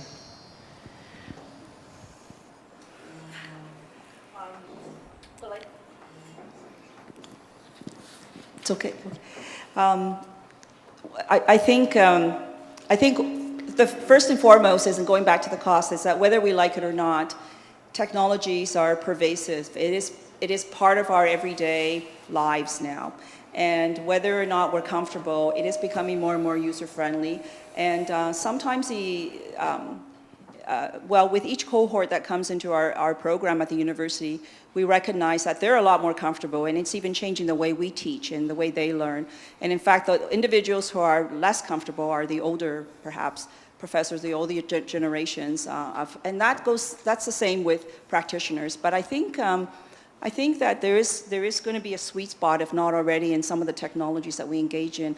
And part of it is to make what's everyday life, so the iPhone, the smartphones, et cetera, make that a part of the delivery structure as well. And so in the open source kinds of software, just to use an example that we develop with the computing science when we identify a need, those are used. So while you're playing a game, the game can easily be also transferred and amalgamated with an app that is going to monitor how much time you're playing, for example, and tell you to take a rest, or be able to remind you to take your medication at a certain time, or be able to monitor the amount of steps you've been taking, all in one device. And so I think you bring up three really important focuses that we as health professionals pay attention to, and that is our self-care, our leisure, our productivity. And I think more and more we're seeing that technologies are coming together, and if we can look at what's the back end, what are the software, how we can facilitate so that we're not having to learn new technologies along the way. And so those are the kind of guiding principles that we're working with. Do you want to comment? So one thing that we didn't mention is the advent of the 3D printing. So we will be much better able to produce small devices that have the right shapes based on designs that maybe Tetra makes. So this will further bring costs down for small appliances. So for example, we had the 3D printed version of the pillbox that we designed just for demonstration purposes and for trial purposes. But one can imagine that you could have variants on a theme based on ergonomic needs of individuals. That's not exactly tailored to the question, but I think that was relevant to bringing down the cost of specialization. Great. Here? I would like to just second that idea. I think that some of those technologies are not very complicated, and so one of the ways we're trying to answer the question that was put forward is to go to our client base and to our therapists and to ask them what is needed. Many things that are developed, if you think about AIDS, are developed by companies and they try to sell them to you, instead of the other way around, where you ask the people what do they need, and then ask the company if they could make that for you. So we are trying to do it both ways, which will allow our therapists, our clinicians, our physicians, and our clients to bring forward their ideas. What would really make my life better? What are the things that can be done? And so I think that's another way forward that we haven't explored and we're trying to explore in our hospital. Great. Eric? And I would just follow up on that. Again, we're a little different in the sense that, clients come to us. So they submit what's called a request for assistance. So they're letting us know directly what they would like. And I just see technology as, it's a really exciting thing, and I would just mention, and it was just touched on there, is don't be afraid to bring up new ideas or speak about what your needs are. Because more than, the chances are great that, you're not the only one that could benefit from it. So if there's something new that you want to try, don't be afraid to bring it up or search out who might be able to help you. Because down the road, your ideas or a device for yourself could then help other people. I look at when I was going to school and all this, I use voice activation software. I'm not a typist, so if I'm writing something, I use voice activation. And when I started, they had to push this big, huge computer down the hall because it was a brand new technology. And now everybody has voice activations on their on their handheld cell phones. So I think personally we're in an exciting time, and that these 2 days, it's been an awesome thing to see everybody working together for a common goal of discussing ideas and figuring out problems. So I think the future is a very, very bright thing, and just don't be afraid to say what your needs are. Fabulous. And that's a wonderful point for us to end on.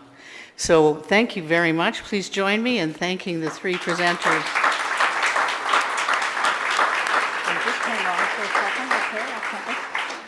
So just before I'm giving them the small token of our appreciation, I just wanted to end off with, there are a couple of questions outstanding, and as with the others, just to give you a heads up, one of them, Gary and Eric, relates to combining robotics and wheelchairs or scooters. So we'll get the information from them to answer it, and that will go on the list of questions and answers that are posted on the website. So thank you, and we'll move to coffee now. Please, this will be your last chance to see any of the vendors at the trade show. So please, if you have not seen one or other of them, then please go there for sure. On the webcast, we'll see you back in 15 minutes, or 20 minutes, sorry. Thank you.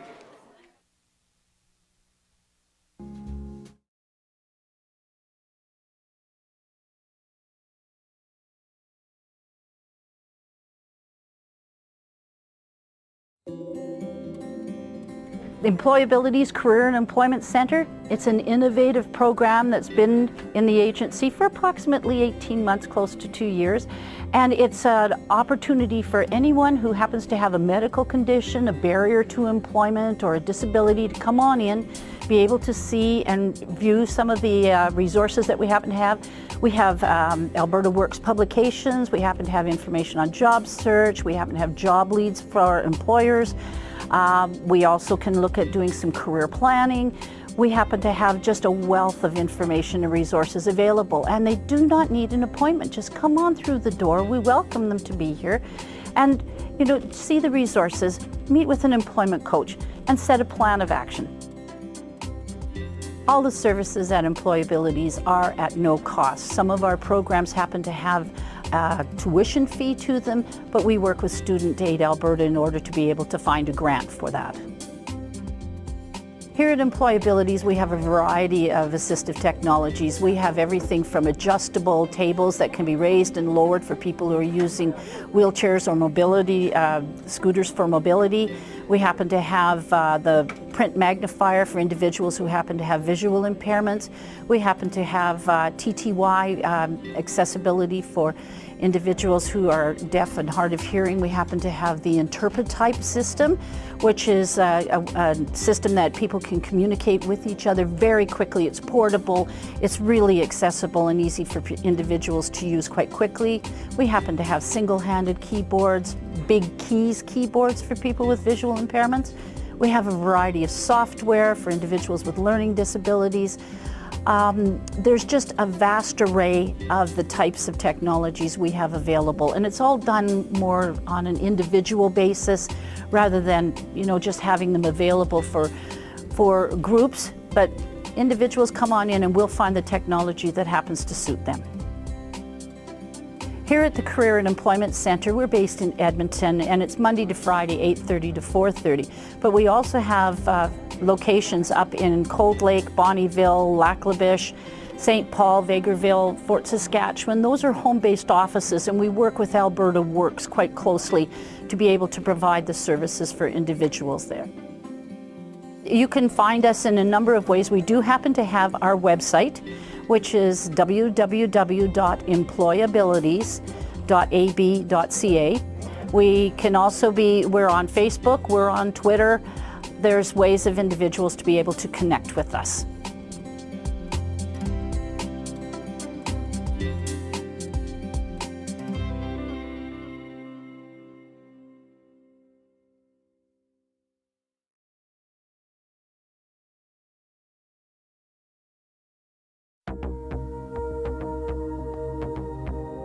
I think the most important thing about Aroga Technologies is that a lot of people with disabilities, when they look at employment, participation in the community, education, different things like that, they run into a lot of barriers, a lot of obstacles, and your first reaction is this is going to be insurmountable. And I think technology plays a great role in the fact that it reduces those barriers, it opens up doors, it opens up opportunities for people to participate, whether that be in their daily living activities, whether that be in an educational pursuit, and ultimately, the end goal being employment. Aroga sells technology that's related to individuals with disabilities. It's called assistive technology, and it's there to assist the individual with overcoming some of those barriers that are presented. So when people think about disability, different things come to mind. Aroga deals with all disability groups. That might be somebody with a physical disability, that might be somebody with a hearing impairment, that might be somebody who's lost vision, is totally blind, has a learning disability, or has a communication disability that doesn't allow them to communicate properly. So we have technology for all of those different types of groups. So for example, when we look at low vision technology, we like to use a lot of CCTVs, which are magnification devices. When we deal with people that have communication disabilities, we use augmentative communication devices that allow people to generate speech. When we deal with individuals with learning disabilities, participating in education, there are products out there that will help you read material, write better, understand better, plan and organize yourself better. So there's a product for everybody. Connecting with Aroga happens in a lot of different ways. A lot of our seniors connect with us directly to look for low vision equipment, but a lot of individuals connect with Aroga through a government support, through their educational service providers, through an assessment facility within the community. So coming into contact with Aroga can come in a lot of different ways. We do have a great website. It's www.aroga.com. If you go there, we have over 1,000 catalog items. You'll be able to get a good introduction of what types of technologies are available for different disability groups. And of course, contacting us directly is a telephone call or an email away, and we can be of assistance to identify what technology is going to be right for what you're trying to accomplish.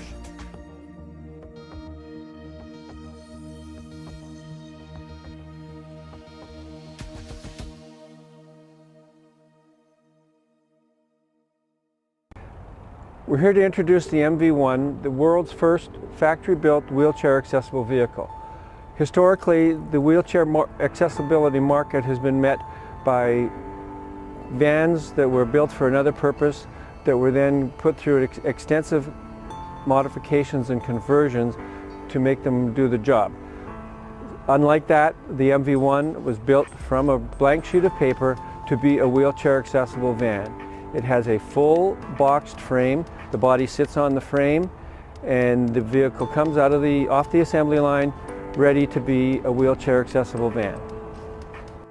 The MV1 is a one-chair van which has the capacity to carry a driver and up to 4 additional passengers. 3 passengers can be accommodated in a rear bench seat which handles 95th percentile, 6'2", 225-pound passengers. There is an optional jump seat for a caregiver. It gets a little bit cozy with that. And the wheelchair can be placed in one of 2 positions, the shotgun position adjacent to the driver or in the second row of the vehicle. The central feature of the MV1 is the integrated access ramp. The side access ramp, and there's a manual ramp option and there's also a power ramp option. The power ramp option, which is what you're seeing today, deploys to 2 different lengths. It's controlled by a switch in this access door. The operator simply selects the length of the ramp that they want to deploy and holds the button until the ramp comes out of the vehicle, sets down on the curb, and similarly, but with the push of a button, the ramp will retract back into the vehicle. The MV1 was designed through an extensive process that took about 4 years. The input was gained from wheelchair users, commercial transportation companies, automotive experts, and one of the founding underlying principles was that the vehicle would meet the Americans with Disabilities Act regulations, which is actually quite new legislation, and the parallel Canadian legislation is called D409 from Transport Canada. The MV1 comes with a very comprehensive warranty. It's typical of most automotive products in this era. The vehicle is warranted for 36 months, 60,000 kilometers bumper to bumper, 5 years or 60 months, and 120,000 kilometers for the powertrain, 5 years, 120,000 kilometers on the ramp, and 5 years, 160,000 against corrosion and rust through. For more information on the MV1, please visit mv1ofedmonton.com and follow the links.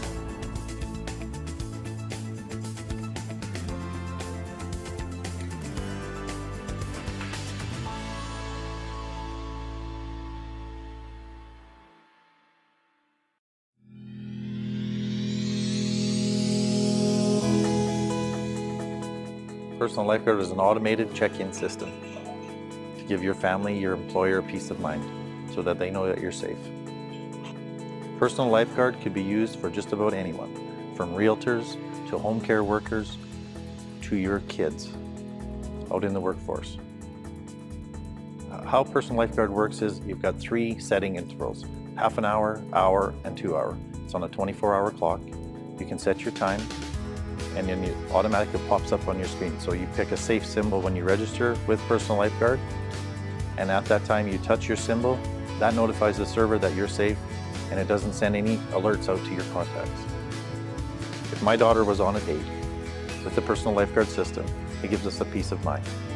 When her symbols pop up on whatever setting she has, a half hour, hour, or 2 hour, and she's not comfortable in the situation, she can hit a wrong symbol, which is the emergency symbols, out of the 6, and it will send emergency notification right to us immediately. By that, we know where she is because she is being GPS tracked incrementally, every snapshots of her everywhere she goes. With people that have mental or physical disabilities, having our system in their smartphone or their tablet, they can automatically check in without a home care nurse calling in to check on them, or their parents or their daughter, vice versa. This is an automated system. They check in, nobody bothers them.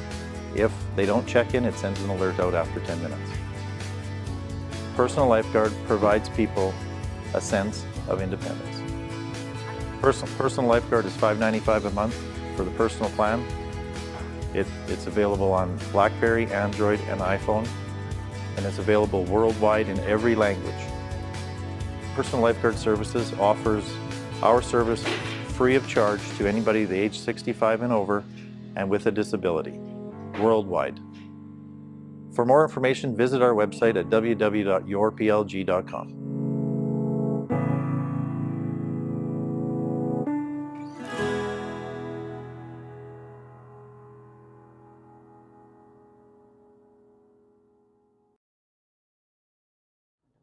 The Smart Condo is first and foremost a space for interprofessional learning among students in a variety of health disciplines.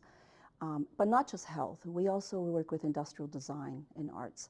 We also work with computing science. They're 2 of our biggest partners. We work with pharmacy. We're hoping to bring in medicine and nursing fairly soon. So it's first and foremost a space for education for students to learn with each other the requirements of the disciplines, how they overlap, how they're similar, how they're different. It is also a space for research. So this is a space that researchers in those particular disciplines I just mentioned come together with their research funding to look at what their disciplines can contribute ultimately to creating a space or an environment that addresses the needs of, again, target populations. And recently, our target populations have been focused on the older adults with chronic conditions, but particularly those individuals who live in the community, in their own homes, very similar to the space that the Smart Condo provides. And then finally, the Smart Condo space is being used for partnerships and collaboration with the industry. So our intention is to collaborate with industries that are creating emerging technologies that have relevant application to health service delivery, again, in the community, and that we see the space as an ideal setting for them, for us to host, and for them to demonstrate what their technologies are capable of doing for the population. And learners, students themselves, as well as researchers and graduate students, can incorporate these emerging technologies and be at the forefront of the work that they're doing.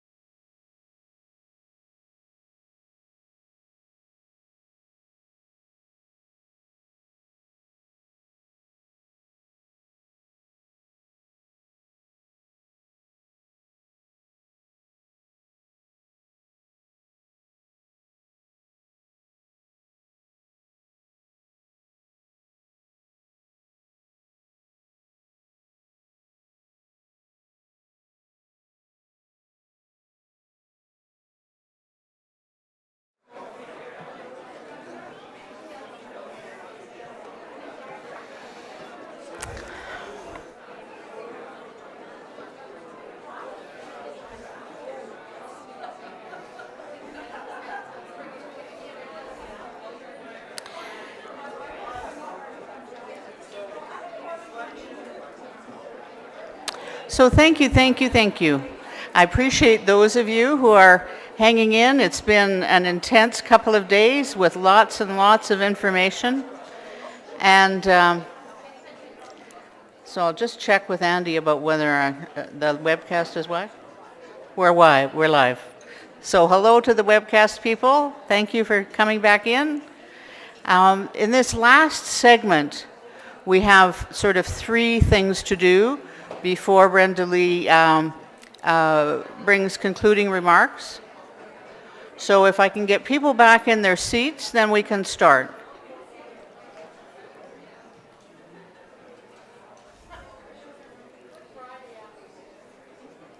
Friday afternoon has always got to be a little bit looser, but I can't let go of my Attila the Hun thing just yet, so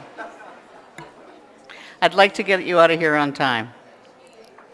And I know you're going to want to stay and hear Brenda Lee's remarks on the action steps going forward in terms of this process that we've been involved with. But I'd like you to take one last time to sit and just think back. If you think back early yesterday, a long time ago yesterday, in terms of all the speakers that we've had, what are things that really stand out for you that you remember as you look back? You'll know that you can go and review the videos later. The videos will be up on Tuesday, I think Amy said. And so you'll be able to go there fairly quickly or share them with your friends. But for now, what are you taking back to your organization, to your agency, that you say, you know, we really got to follow up more on this? So just talk to your elbow partner, to your neighbor, or at your table. Take 2 or 3 minutes and do that. And then I'll ask for comments from the webcast as well about things that people were noting.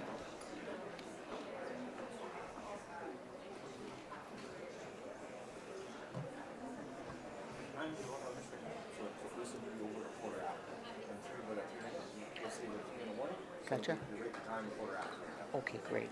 Thank you, thank you.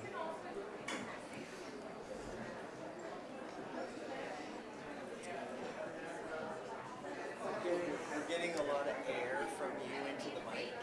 So maybe bend the mic back a little so it's not so close. And then bend it down. Like you can bend that thing. Yeah. Like that? Yeah. I'm probably tired, so I'm not using my diaphragm as well.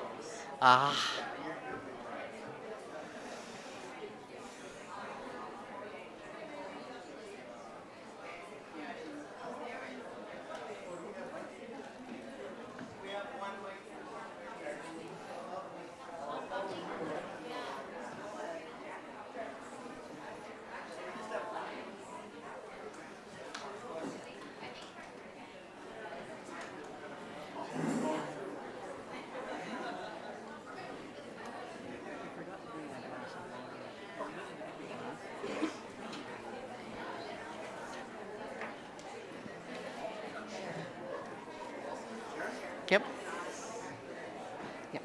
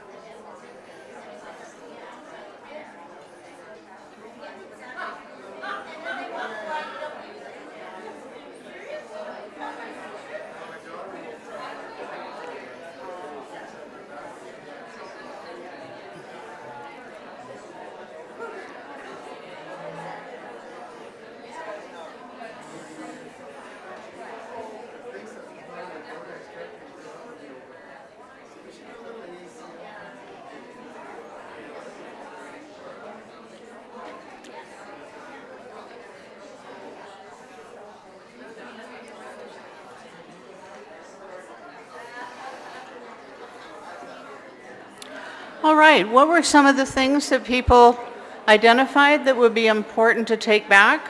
Either people coming in on the webcast, can you send a note in the chat box? And we'll bring them in like we have others? Or anybody in the room?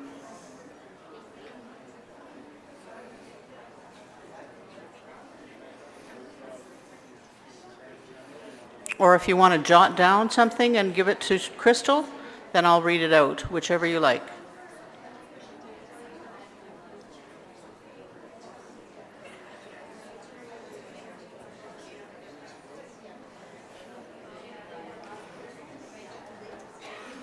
Work with me, guys. Come on.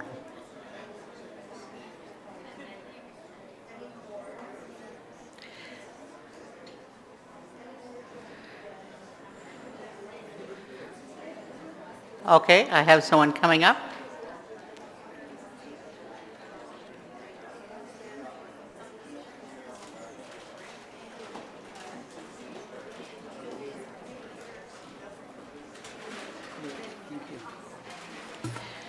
We should incorporate the use of the web and social media into an easy-to-use website like WISE, but Edmonton-based or Alberta-based. This would allow for easier access to many more resources. It will be a great way for people in the disability sphere, and it will help people to learn and have some great related training to helping employ people with disabilities in the workforce. Thank you.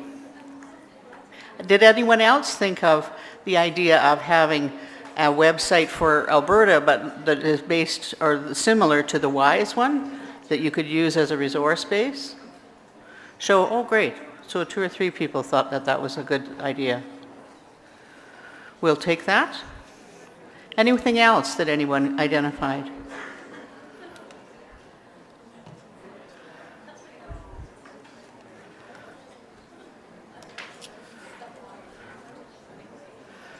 Okay, it seems to me from the buzz in the room that people were, whoops, there's one at the back.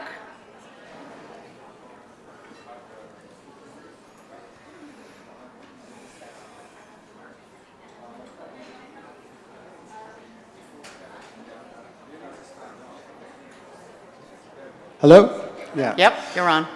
I think that the thing that struck me the most is the role that we all play at a citizen level and not just at an institutional level to raise awareness and try and find those opportunities to partner with employers or with others and advocate for those just potential matches that could happen naturally. Great, thank you. And up here at the front, Crystal? Yes, as we've talked to people around the province, it seemed to me that people in agencies are also what I would call community animators, that you're talking all the time to people, you're presenting, you're doing all those sorts of things. So it's probably one of the roles that you don't talk about enough as being part of your function. Thank you. Here.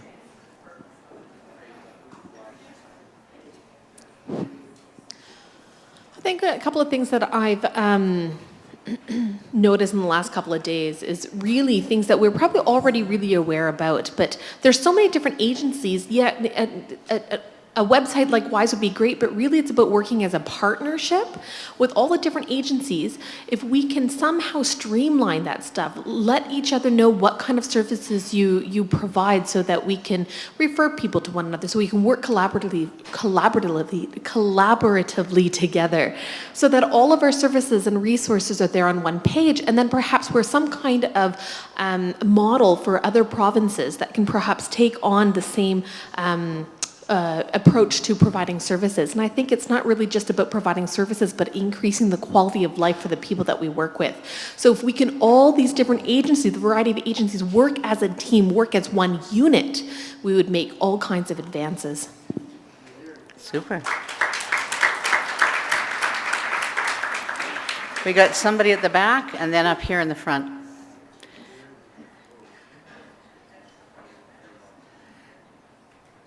Crystal's got her running shoes on now.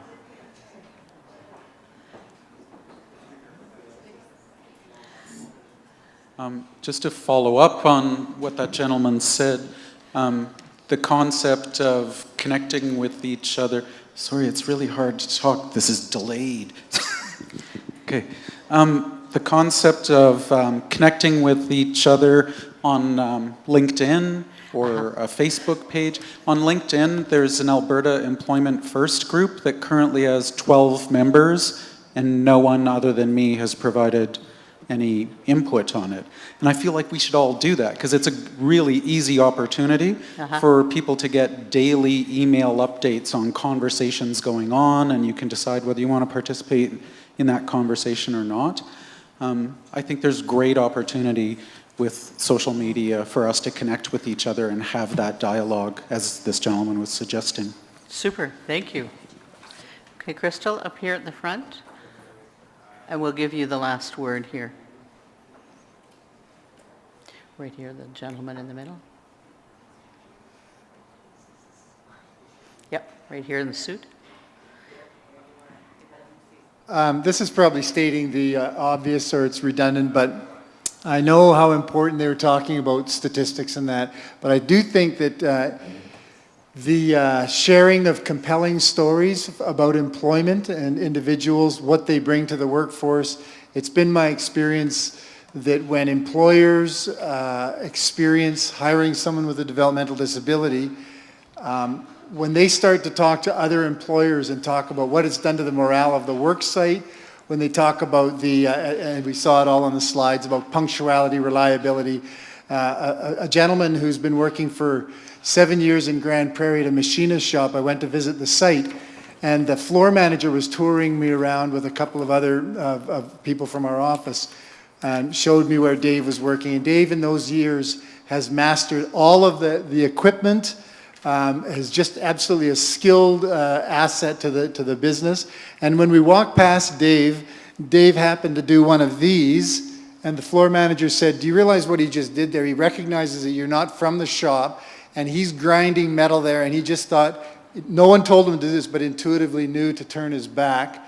And he said that if I could clone Dave, I'd probably let a dozen of my guys go.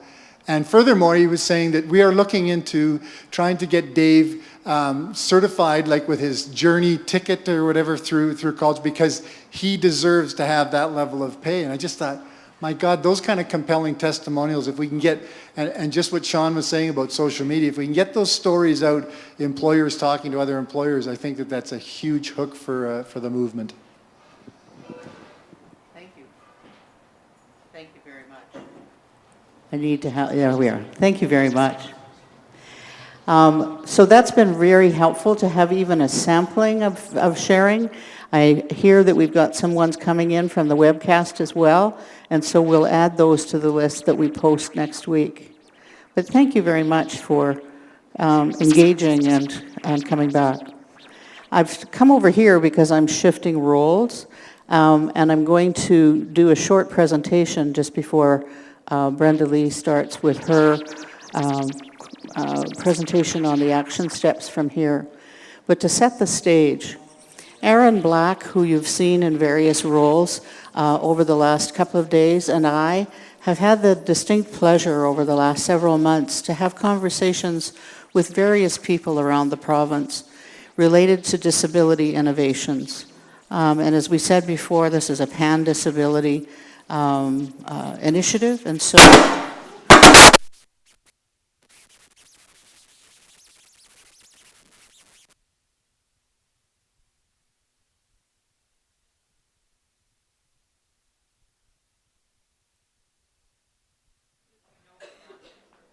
Can she use this one? We'll tell you just as soon as we know what that was. But the fellow up here suggested that maybe we were going to have the laser lights and the spinning balls. We were going to end this symposium with a real bang. Well, no, that's what we did, actually. Anyway, so we wanted to give you kind of just a taste of the patterns of what we're hearing. We haven't established the number of people that we need to talk to. This is not intended to be a formal consultation across the province like you've seen with other initiatives, because there's been any number of reports that have been done. People have contributed to the social policy framework discussion, but we wanted to touch in specifically to get some on-the-ground pieces about what was, to get a flavor for what was already going on so that we could build on that rather than come out with some grand scheme that kind of was disconnected to what you were already doing. So we've talked to about 140 people in groups that included service providers, self-advocates, families, and employers around the province. We've met with Alberta Works regional directors, the PDD Self-Advocate Advisory Committee, and members of the Premier's Council on Status of Persons with Disabilities. And we've also looked at these variety of reports that have been done that have consulted many, many more people. And so there's some definite patterns. And I'm not going to go through the methodology or that in detail because I've got about 10 minutes to give you the high points. And this is a conversation, a dialogue that will carry on as we kind of widen the circle and work in stages to develop ideas about what will we do coming forward. But there are some patterns that we can see even at this date, although they certainly express themselves differently with different disability groups or in different parts of the province. So we kind of thought, well, okay, there's 7 overall patterns. One is that we're building on strength and experience in changing a sector and a societal culture. This sector, more than any I know, has persevered and been persistent over the last 50 or 75 years in consistently moving the ball forward from a largely institutionalized model to one that's more and more engaged in community and closer to people's dreams of a truly inclusive culture. And so one of the patterns for sure was the passion and commitment of people that we talked to. Even though they were stressed and anxious about what was happening in terms of the broad provincial system, budget cuts or whatever, they were unfailingly polite and willing to engage in questions that we were asking about what actually works on the ground. And so really, really appreciate that, and their concern for their clients, for people with disabilities, was self-evident, and their concern that they not be damaged or left out to dry in the course of what was the current situation. The second is that there's no one right answer, no magic bullet. No one, if you just do this, everything will be fine. And that's a bit of a change from traditional things. We've tried to find a magic bullet, but clearly that message comes back and forth, that making this step, this next step on that long journey of societal change, really we have to settle down and say it is different in different parts of the province with different people or different types of disabilities. In fact, a couple of groups pointed out that it really wouldn't be appropriate for us to homogenize the findings, to just kind of roll everything up into glib phrases like you often get that kind of takes out all the diversity. That we need to embrace the diversity, we need to embrace the variation across the province and find ways for that to be an opportunity.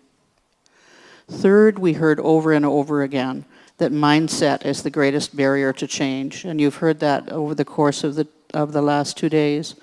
And that moving the yardstick beyond the outcomes we've achieved to date requires changes in policy and practice, but on all of us, community members, employers and co-workers, as well as persons with disabilities and agencies. The fourth that came up over and over was that moving the yardsticks this next stage means looking systematically or systemically at the issue. We can't just look at the person and their skills and a job placement.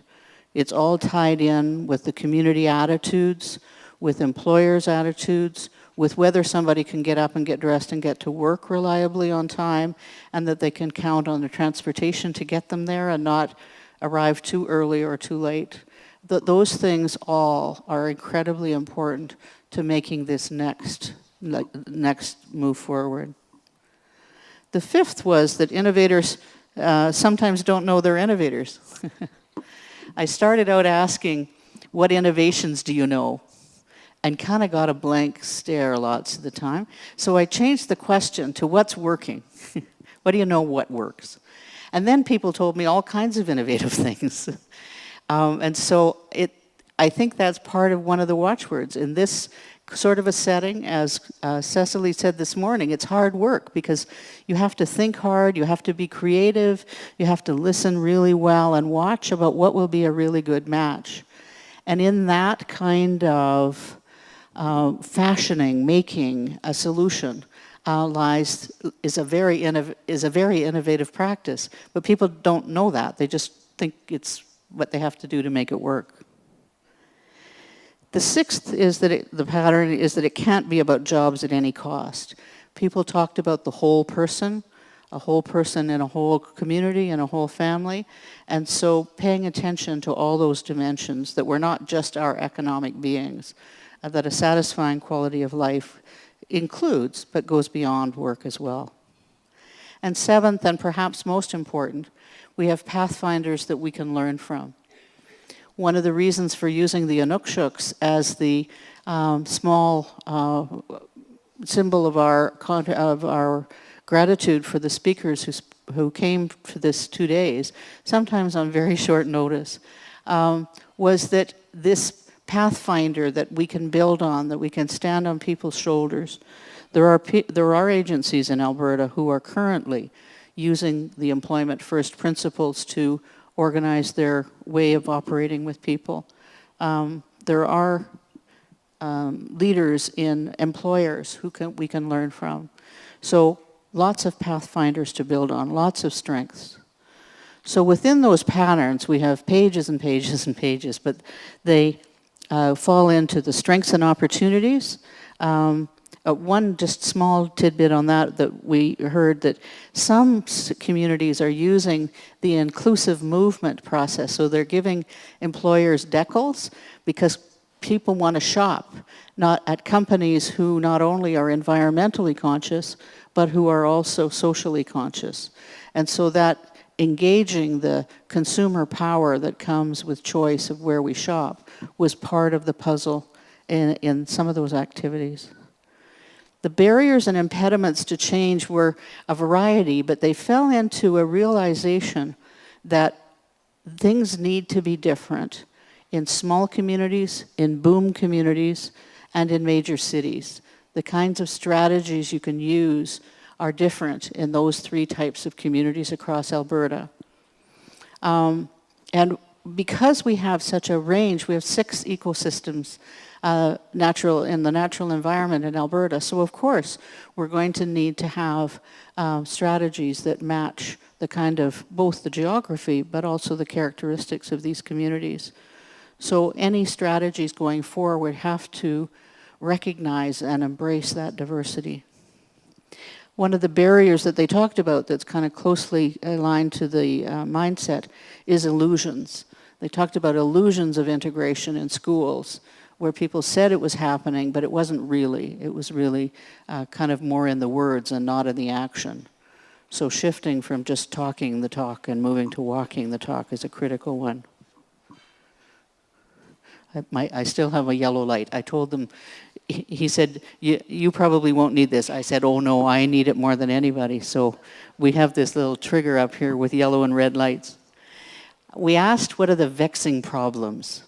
Because if we're going to really innovate the system, then we need to pay attention to things that just people keep running into. So of course, transportation was the top of that list probably.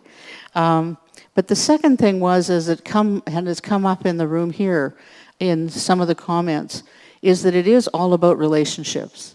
And so we need to find ways to recognize and not monitor, but describe, find ways to indicate how well people are doing at making those kinds of relationships.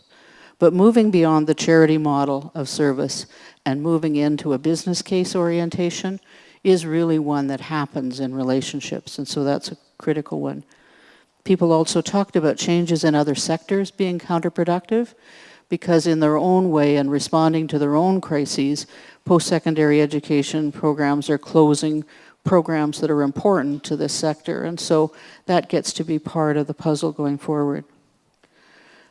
Under the process and capacity building requirements, people talked about training and development in whatever model Alberta develops.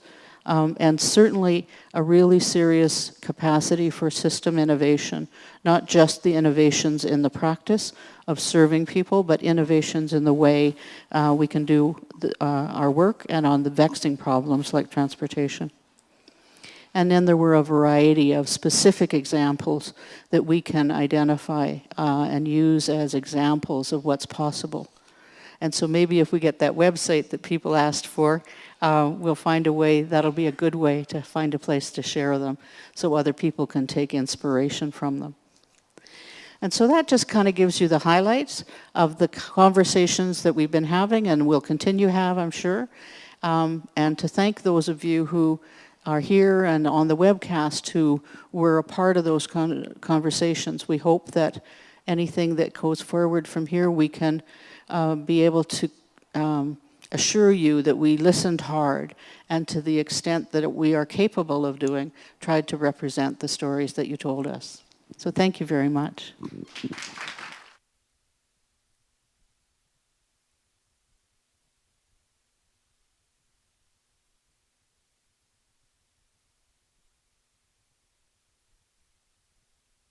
Whoop. Am I on? Okay, so I'll jump back and go into my other role because I have a great thing to do, is to announce the winner of the Employability's gift basket. And I don't know if she's still here, but Maya DeClerc from Edmonton is the winner of the Employability's gift basket. And so we've got your phone number and address, and so we'll let you know and make sure that we have a way to get the gift basket to you. But congratulations. And so now I'd like to welcome Brenda Lee Doyle to the stage. As we said before, Brenda Lee is the Assistant Deputy Minister of Disability Services, and she's going to talk about the action steps going forward. Thanks, Brenda Lee.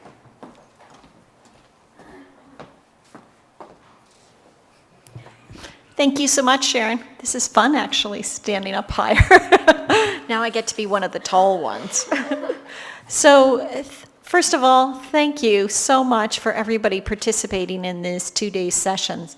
It's Friday afternoon. Many people have to drive far distance in order to come, but I see a room full of people keenly interested. And on the webcast, I know we have a lot of people participating. The process that we're going through right now, as you heard from Donna this morning and earlier yesterday myself, we are really looking at kind of developing a long-term strategy around employment for people with disabilities. There's a lot of things that are on the go. The federal government is keenly interested in this area, municipal governments, the provincial government, community organizations, advocacy organizations, people. So as Sharon said, there's a lot to build from.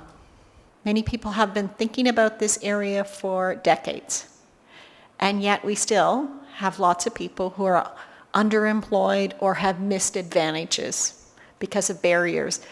The last 2 days has really been a consultation process to basically to say what's out there that is promising. How can we learn from what's happening here in Alberta, but other areas as well?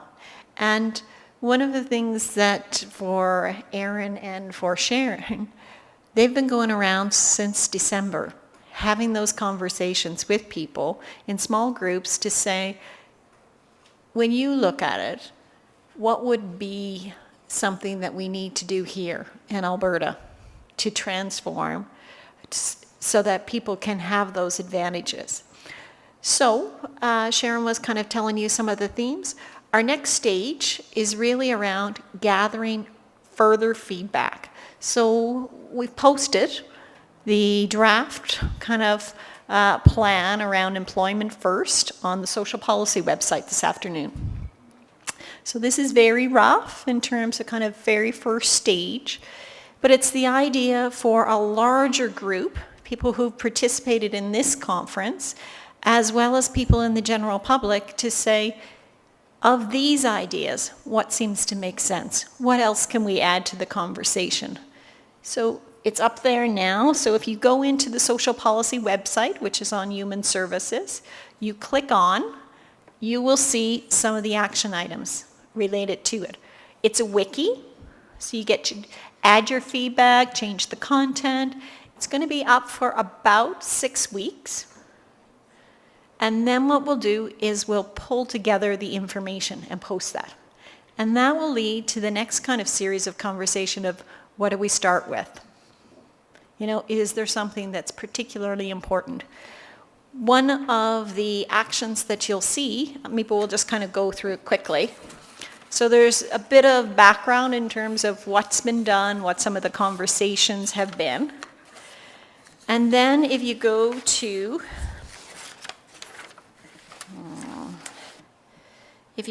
page 7, it really starts to look at what could be some potential actions. So the first one is really around Albertans with disabilities contributing through self-employment and micro businesses.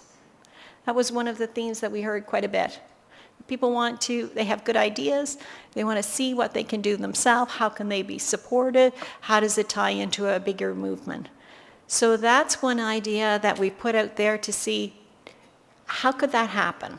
What would need to happen in terms of support or ideas that can encourage that environment around self-employment? The next one is what we heard from the employer panel and many people talking about more inclusive workplaces. And that is really the idea of how do we create environments where everyone feels welcomed, that there's career paths where you can address issues that come up in the workplace.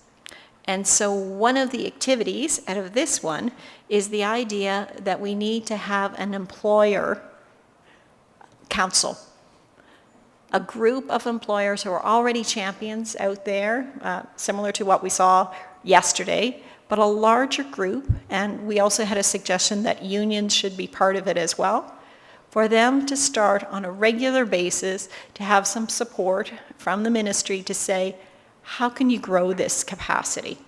What have you done that's made it particularly successful, and what can we learn? So that's one of the activities that we'll probably be starting right away. So we've put it out there as an idea, but we know we have some champions who have a lot to share. So that is one piece of the work that we're going to look at. The next one, which is on page 10, is really looking at, as we talked yesterday, there's a whole generation that's graduating who've been through inclusive education, that sees their life as being full and having careers. How do we learn from that experience? And how do we grow that and that capacity as they're reaching in terms of into adulthood and across the lifespan? So looking at what's been those successes and how can we build on that? The next one is really looking at how do we have Albertans with disabilities achieving potential as interdependent individuals through the life stages. The whole idea of it's across the life. A person is a whole person, and the career planning that needs to go in when you start those conversations very early on in people's life. The other one is just some modeling, which is around Albertans with disabilities contributing to society, and basically what are some of the active ways the families can be involved and others in showing those models. We saw in Washington this morning, the employers and the visual pictures of individuals. That would be something that we want to explore too. Not just link to what's happening in Washington, but how do we show those pictures here in Alberta so that people can see, yes, it's possible, and we can go. Next one, number 5, is really around more inclusive communities, building on what we already have and how can we support that, looking at what some of the barriers are and trying to address that. Next one is looking at all the agency capacity. We have, as we saw with Columbia College and employabilities, we have great models here. And AACL how do we build on that capacity as people are transforming their services? The next one is really looking at what's government's role? How can government, as Sharon was talking about at a systemic level, how can government's policies be reviewed so that we can see what are we doing that's creating barriers, and how can we move forward to be a more positive influence? Number 9 is really around technology. We've heard quite a bit about technology over the last couple of days. So is there some technology that we can be incenting that would support people to have very inclusive lives and enjoying the employment opportunities as they can? The next one is around purposeful innovation ecosystems. And this is where Sharon will probably have more to say on ecosystems. But it's basically looking at the whole.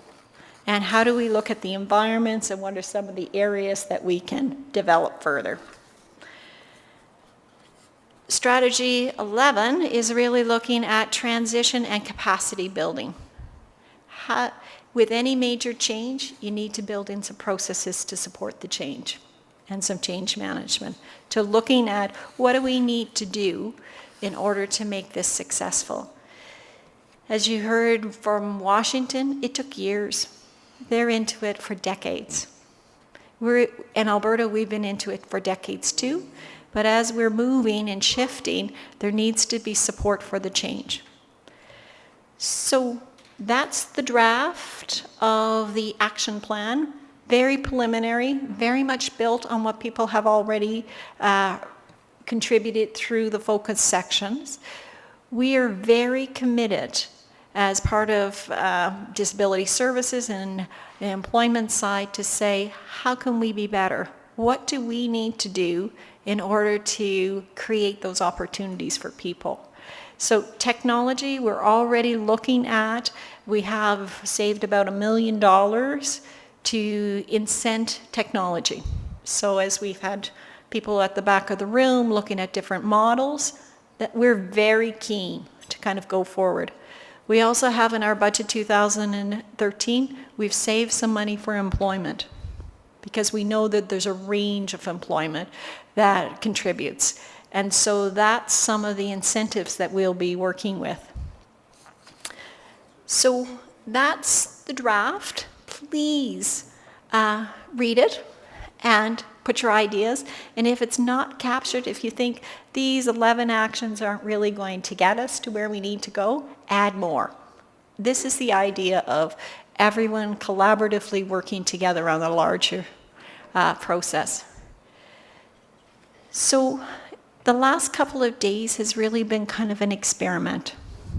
It really is. How do you kind of take some of these models to put forward, and how do you have a larger conversation with 3,000 or 4,000 people about things that are innovative, collaborative, and change? And I think, I was only able to kind of come yesterday for part of the day and part of the day today. But when I look around, there's lots of learnings that we can do. I know from a disabilities perspective, we're looking at continuing to have a series of webcasts for every couple of weeks that we will be talking about a particular topic. Employment was kind of the series one right now, technology, how do we move forward in terms of better planning processes. So that commitment to continue this conversation will be happening over the next year. And after a while, we may not have anyone participate because they're tired. But the intention is open the opportunities. So if you have particular topics that you think that would be important to have a webcast about, we can use the supports that we've had today to kind of engage in those conversations. If you think that there's a particular one around an aspect of employment that you want to have a broader conversation, then put that forward too. I heard a lot yesterday around how do we mobilize in small communities, rural communities around employment. That could be a particular topic area where we have a webcast with all the rural communities and say, what's the opportunities there? Another one could be, what incentives need to be in place for employers? You know, what's the training that's required? So that's the stage we're at. We see this as a journey on employment first for the next 10 years. That this is a long-term commitment and that it's going to take a while. We're at the stage of looking at development. This is phase 1. We've got a long way to go till we get to some of the later stages. But I think what we have is the opportunity to work together and try things, and whether they're pilots or they're innovative practices, and then evaluate them. Find out what works. The idea of keeping track and having statistics on outcomes is critically important. I've just gone through the results-based budgeting process for disability services. And one of the key discussions was, how do you measure the impact of your programs? How do you know that people have more meaningful lives because of the funding that you provide? And I think that's part of our next critical conversation. It's around outcomes, it's around meaningful lives, and it's around demonstrating success and difference. So that's what I have to say in terms of kind of the next stage of the process. We see this as one that is going to take us over the next year. This is just next phase to kind of get that information out there. And we ask that when you go back to your homes and your offices, start having this conversation. Continue the conversation around employment and innovation for people with disabilities. They deserve our best efforts. And this is the time that people are open to say, let's try something and see how it goes. And sometimes it doesn't take a lot of money, but it takes ingenuity for people to come together and say, we want to try something. So that's the challenge I put out to you, is look within yourselves and your organizations and say, what do we want to try now? How does this put forward the agenda? And what's our next stage that we need to contribute? So thank you so much for being here. What I would like to do is I'd like to have Gisela come up so that we can have an opportunity to thank the organizers of the conference, because there's been a number of people who have worked extremely hard to put this together, to be successful on this conference. It doesn't come easily, but Gisela's got a lot of flowers. So Gisela, I'm going to let you come over. Thank you so much. Thank you, Brenda Lee. We really wanted to acknowledge the contributions of the planning team. Without the team, these 2 days would not have been possible. We worked under very short timelines, and there were high expectations from my boss here. So I really sincerely wanted to acknowledge everyone that took part of that team, and also the committee that we put together. So first of all, Sharon.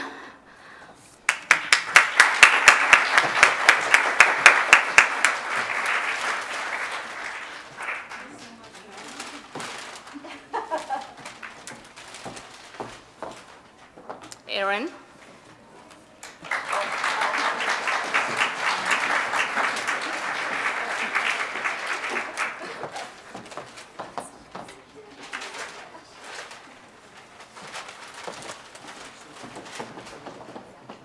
Kirby.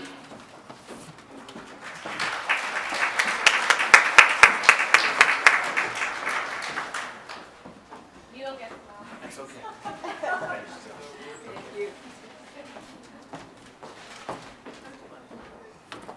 Amy?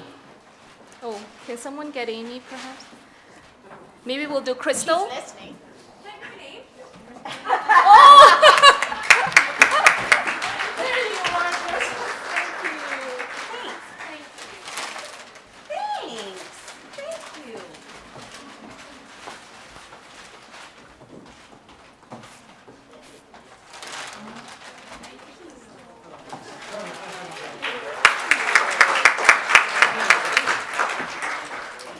then Delda.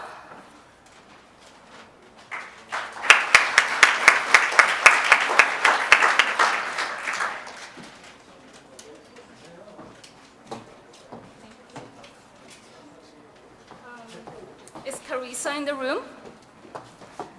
So Tina already left. So, and that's it. So thank you so much, team, and we'll do it again. And thanks to the wonderful Gisela who did all the organizing. Oh, you're welcome. And also Tim Wenkoff. Yes, thank you. So I'd like to bring this to a close. Thank you so much for participating. We will be posting all the PowerPoints, I believe, this afternoon for the conference, so you'll get to see it on the website. We will have all of the audio in terms of all the presentations up early next week, probably by Tuesday, and share the information. We will also keep you posted on other opportunities we have for the webcast that will be posted on our website. So thank you very much and have a safe drive.